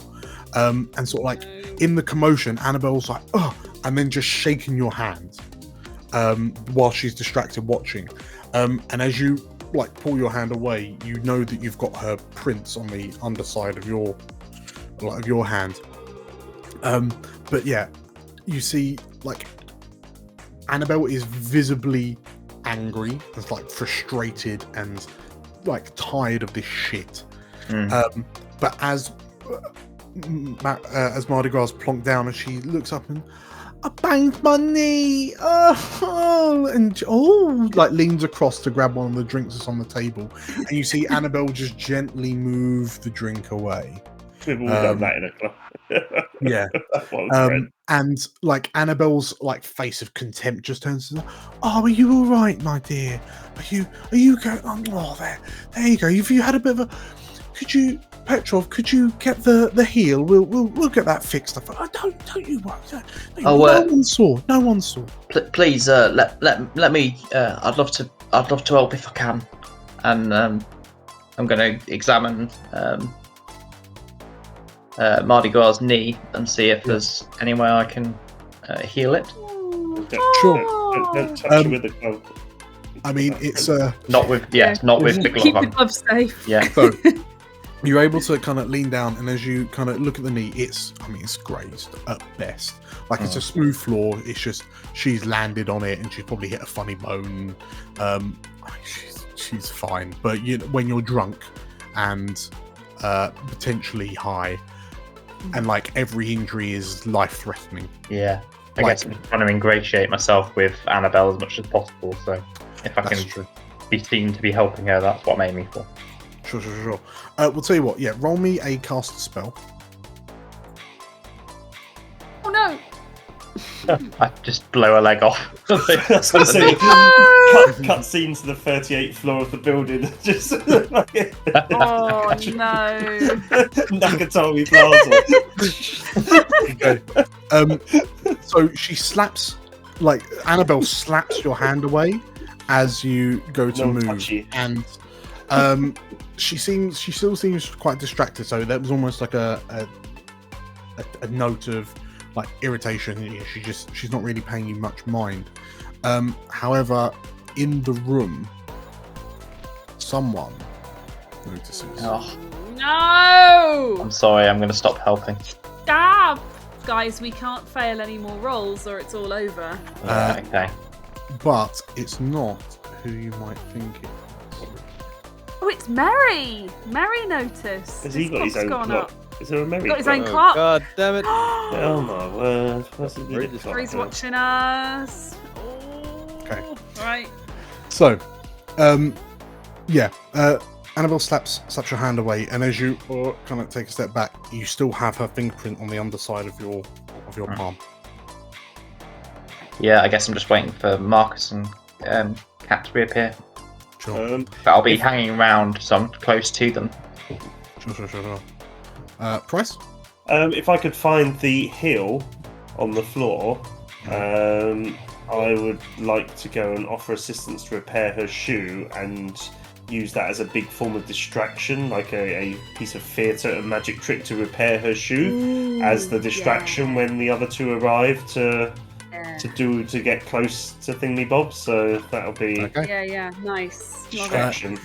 In which case, in the time it takes you to find the heel, because it's been kicked around by a couple of on the floor, hunters, and you're trying to catch it. But you managed to grab the heel just in time to see Marcus and Ellie arrive back in the main hall. As you all kind of link eyes, and Marcus, Ellie, you can see that Mardi Gras is kind of in this booth with Annabelle, and Mardi Gras head is starting to loll, where clearly she's flagging for a bit, just kind of dipping in and out, potentially of consciousness. But Price, you have this heal, so you're going to use that as a distraction, yeah? Yes, but give create a bit of theatre out of it to give everyone time to do what they need to around it. So hopefully, the better success I get from that. So whilst this is happening, Marcus and Ellie, what is it you're doing? So I'm going to try and figure out if we've got the fingerprint. I noticed that Price has started his act, so I'm going to sidle up to Bear and ask, has he got it? Are you invisible? Not yet. Be? Would you think we should be straight away? I'm going to stay back, because I think you should be invisible. I'm invisible, and I scare the shit out of Bear by whispering direct into his ear, have you got the print? So Bear will just silently, very carefully slip the glove off with the print and just hold it behind his back. Okay, so, by the way, is my gear that I'm holding also invisible? Yes. Yeah. Okay, that's all good. So I'm going to take the glove, I'm going to get the print. Okay. And it translates as a thumbprint on the scanner. Got it. But I guess I'll put the glove back on so it doesn't look weird. And the plan is I'm going to try and with the phone. Presumably I've got the phone now. It's unlocked. Right. Oh, is it? I need to be close to Annabelle, so I want to sneak into the booth invisibly. Do my little unlock it with my skimmer, and then and it should be close enough to Annabelle. I can then do the little bit of. In which case, because you have to get quite close to the booth. The booth that now contains a passing out Mardi Gras Annabelle and Jaws, who's loitering, and you realise the range of it is arm's reach. So you have to be within arm's reach of Annabelle. I'm right up behind her. I'm just basically hunkered down right behind her, invisible. Okay. Roll me another act under pressure. Can I argue for a +1 because this is very much the plan? This is very much the plan. Anything with the distraction going on that helps? Sorry. Before you do that, sorry. Yes. Yeah. Roll me a cast a spell, Bryce. Yeah. Oh, But you can probably see Cat. Can't I just do that as my manipulation spell? Because that's transmuting an object. Oh, are you using your predetermined? Okay. Well, I could use my piece of predetermined gear to make it into the shoe to repair it. Or if you think I need it more flamboyance, I could roll a manipulation and just do it from scratch. Okay, I'll tell you what. Given that you've got the manipulation spell kind of pre-cast on your trinket, instead.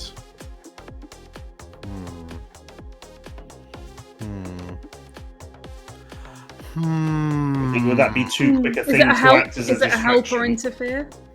I'm thinking it would be help or interfere. That is the point. That is the point. That is the point, absolutely. Okay, right. The magic is cast, so now it's just a case of can you keep the audience preoccupied enough? Is it fast talk? Well, so roll me a help or interfere. Okay. With any pluses or anything? Is that part of my plan? This is part of the plan. Links with your links to me and +1. We don't have anything. It's part of the plan. It is. Do we not? Oh shoot! Okay, have you got 0 XP instead?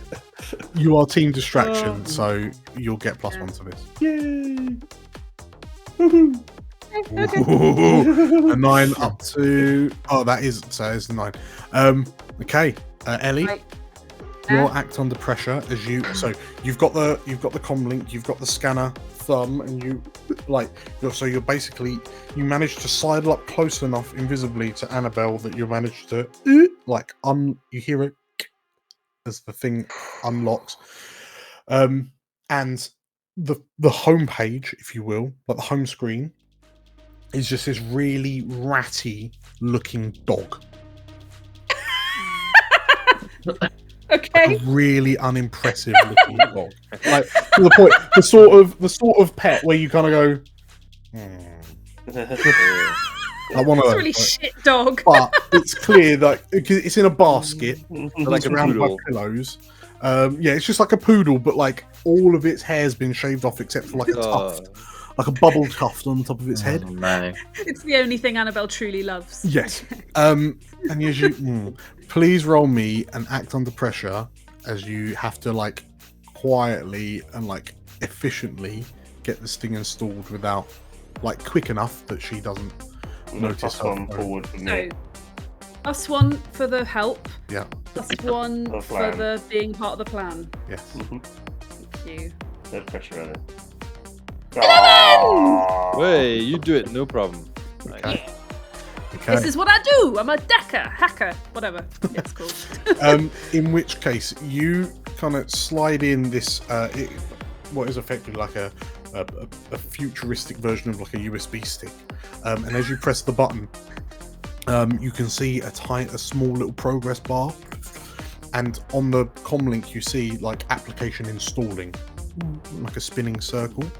And as you watch it slowly filling up. And you're kind of looking over at Price, who's just Price, what does this distraction look like? Look at the shoe, and I have another shoe, and I'm just making more shoes. And then I'm supposed to get into one shoe.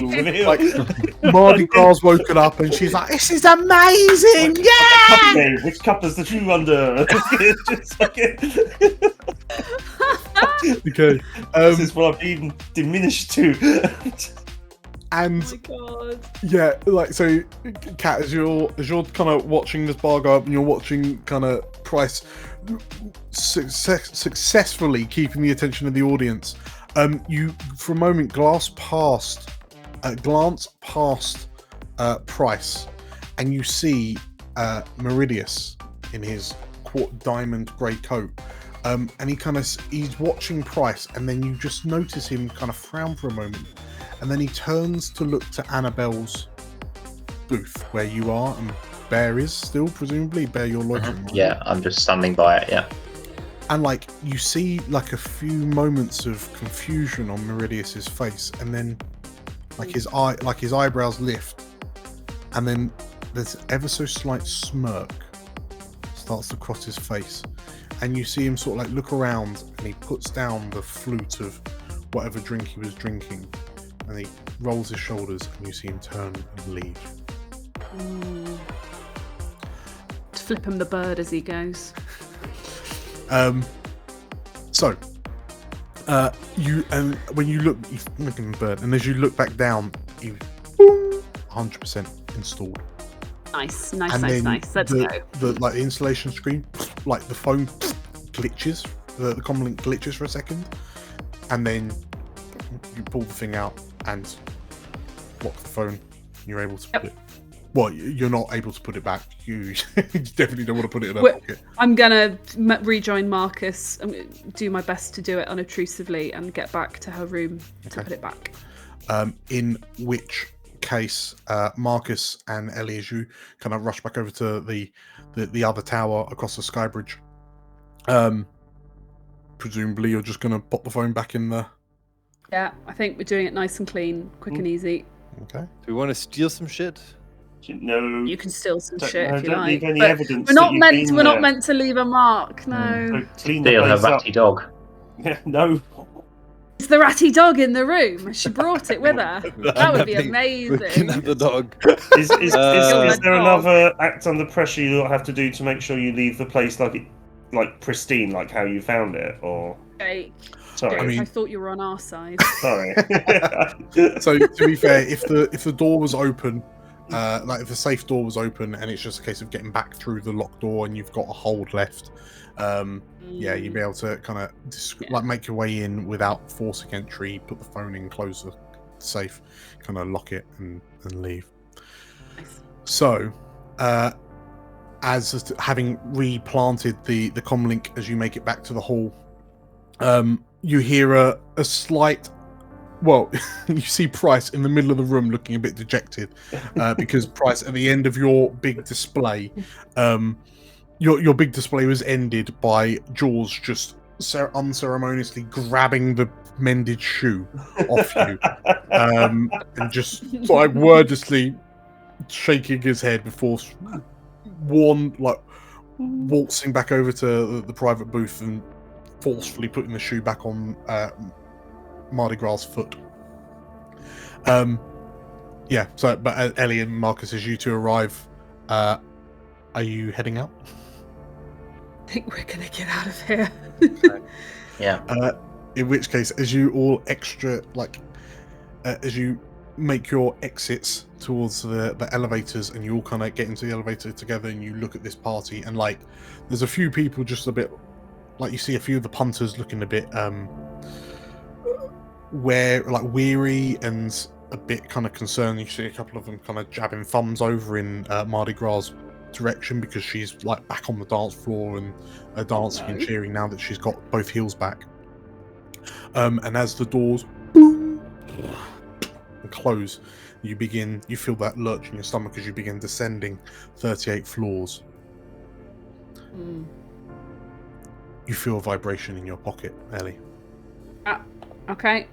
You want a getting paid roll for this? Well, no, you feel a vibration in your pocket. Okay, I answer it. What, a vibration in my pocket? I don't have a phone in my pocket, do I? You've picked your comlink up on the way out. Oh, okay, that's fine. So as you descend down, you hear, "Congratulations on a job well done." Mm-hmm. Please roll me a get paid. It was very important. How much is it? 3? I've had to this. So getting paid is it legwork or unfilled legwork. So 4. 4? Nice. Add 4 to this. Nice. Okay, let's go. 11. Yeah. So, which 3 do we want, people? It's not a setup or ambush. You're paid in full. Meeting doesn't attract attention. Employer's identifiable. Or you learn something. Okay, so we want to know who the employer is. Yeah. I think we don't want any more attention, really, do we? No attention. No ambush. Yeah. There's we're not going to be paid. We have to do that. Or XP would be fun. Yes, we need XP. So, no outside attention, identifiable employer, and XP. XP. Okay. Nobody? Wasn't that part of you learn something from the mission? Everyone marks XP. That's one, isn't it? Yes. Yeah. So XP, identifiable, and no attention. Yep. As you roll down, yes, congratulations on a job well done. Your fee is being wired to your accounts directly. We appreciate the professionalism of your work. Then there's a pause, and 1 moment, please. And the video link like goes black and then fires up.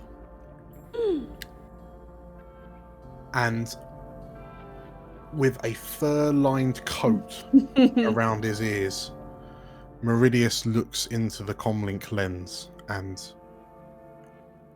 it's always a pleasure to see you work. To succeed so enthusiastically is a wonder. You have my thanks. It's like the good old days, isn't it? Sure is. Mary, don't be a stranger, hey? Well, I'll try not to be. After tonight, I think I've got another job for you. And as he looks into the lens, you see he sort of like turns a corner, and you hear a number of voices. So, oh, you're right, boss. Yeah. And Mary kind of looks to you and says, I'll be in touch. And just as he goes to hang up, the camera, like the lens, turns just enough to see a female Asian dwarf, an Egyptian human female with cybernetic eyes, this big hulking troll wearing camo. And you immediately recognize it as all of Mary's team. And the feed cuts and it freezes on Mary kind of looking directly into the lens before it cuts as well. Nice. And as you reach the ground floor and you hear pings on your respective, like you look at your com links that you've gotten back and you hear pings, and there's monies that has been wired into your private accounts. As you hail Brandon to go fetch your vehicles, your bike and the car. We hear us in the car park before it comes. As you climb into or onto your respective vehicles, apart from Marcus, I was like, what do I do? The bus stop's down there, mate. Come on, Bryce. Bryce's car would only be a 2-seater, wouldn't it? Bryce, I'll give you the money back. Nah, leave it, Bryce. There. I won't involve Hamish anymore. No, come on, guys. Then walk. Don't even here. I go about 300 yards in 2 seconds. The reverse lights come on. Do a lot of startled people, and here's just quickly back. As you leave Marcus in the dust, as you speed up away from the fending off tree. Brandon. Yes. as I speed off. Congratulations, everyone, on completing the Mardi Gras charade. Hey, that was great. Thank you. Amazing. Yeah, thanks, guys. Dan. Mary, that bastard. He's just sauntered back into our lives. Do we like him? Nothing happened. Do we like him? No. God. I'm on the fence. I do and I don't. Isn't that Troll the sniper person at Westminster as well? No. No. Okay. Dan's got his face on. He's got his face on. Is he frozen? Elsewhere. Oh. No. Wait, can we do it elsewhere for Shadowrun? Meanwhile. Yeah. Meanwhile. Otherwise. In the near future. The sounds of footsteps reverberate off the darkened walls of the alleyway. Samara steps forward to catch up with Mary, and she leans in and, how did it go? Mary pulls a not bad face. It was rough around the edges as they were before, but I think they'll do. Did you find him? And Samara, the Egyptian woman, slowly nods. Oh yes, we found him. Good. when we verify the location, put out the call. We're going to need all of them if we're going to stand a chance. Is he up to? Congratulations, everyone! Hey, You did it. We did it. So- We did it. Amazing. Yeah, see? Maybe he's fine. He's You don't right. have to shoot anyone. Didn't have to shoot anyone. How do you Oh, feel, it's Marcus? close I up. can see you trembling oh god, there. Marcus, I probably had a gun under his blanket going like this, pointed at Mary. Just like. So, everyone, you accepted the job, entered the art gala, installed the tracker, escaped undetected, and the mission ended. That is 5 XP. Marcus, Yes. the plan went off, so you get an additional, as in like the plan. You made a plan and you followed the plan, so It you worked. got paid, so you get an extra experience. Ellie, you found out more about Meridius, I did. so you gain experience. Hey. Price, did you achieve any personal agendas? Where are they? Description. Any more information Black about Black Phoenix. Phoenix or No. membership to Christian? Okay, no. And Bear, you surprisingly, first time ever, you did not take damage. No. Balls of pity. Oh, Punch yourself in the face on the way out. Run you over in the car if you want. Yeah. So 6 XP for Marcus and Ellie, and 5 for everyone else. We choose +1 XP from the paid thing as well. Yeah. Beg my pardon. Yes, and you will get an additional 6 or 7 XP from the job. You're absolutely right. One. Okay. Do you have So- to fill the line up, or do you have to go one over to tick it off? You have to go all the way. Yes.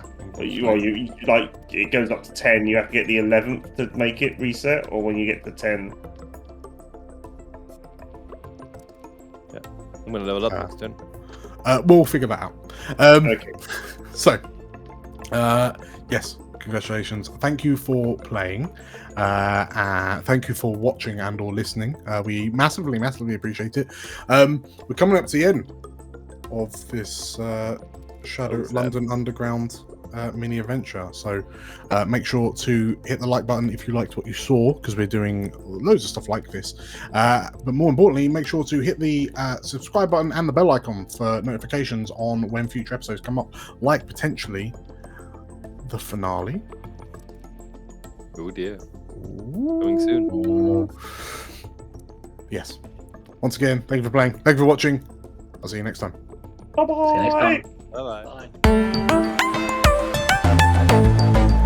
Welcome to NBN News. Telling you what you need to know. We come to you tonight with exciting breaking news from the entertainment world. We pass you to our entertainment's host, Felicity Wonder. Felicity. Thank you everyone, and yes, we here at MVN Entertainment are super excited to exclusively tell you that following the release of her latest single, I'll Be Your Kitty Cat, Mardi Gras has announced that she and the new love of her life, influencer to the stars, David Gyro, are now engaged. We look forward to reporting from the glitzy wedding ceremony, which has been scheduled for 8 weeks' time. We think her dress is going to be just divine. Back to you in the studio. We look forward to the 24-hour coverage of the event, the lead-up to it and the after-party. Mardi Gras never disappoints with an after-party. Stay tuned as we rate some of the most explosive celebrity marriage dramas since the Eaters are dead. If you enjoyed the video, please leave a like and comment down below. You can find more Explorers of Elsewhere content right here. You should also go ahead and subscribe to the channel by clicking right here.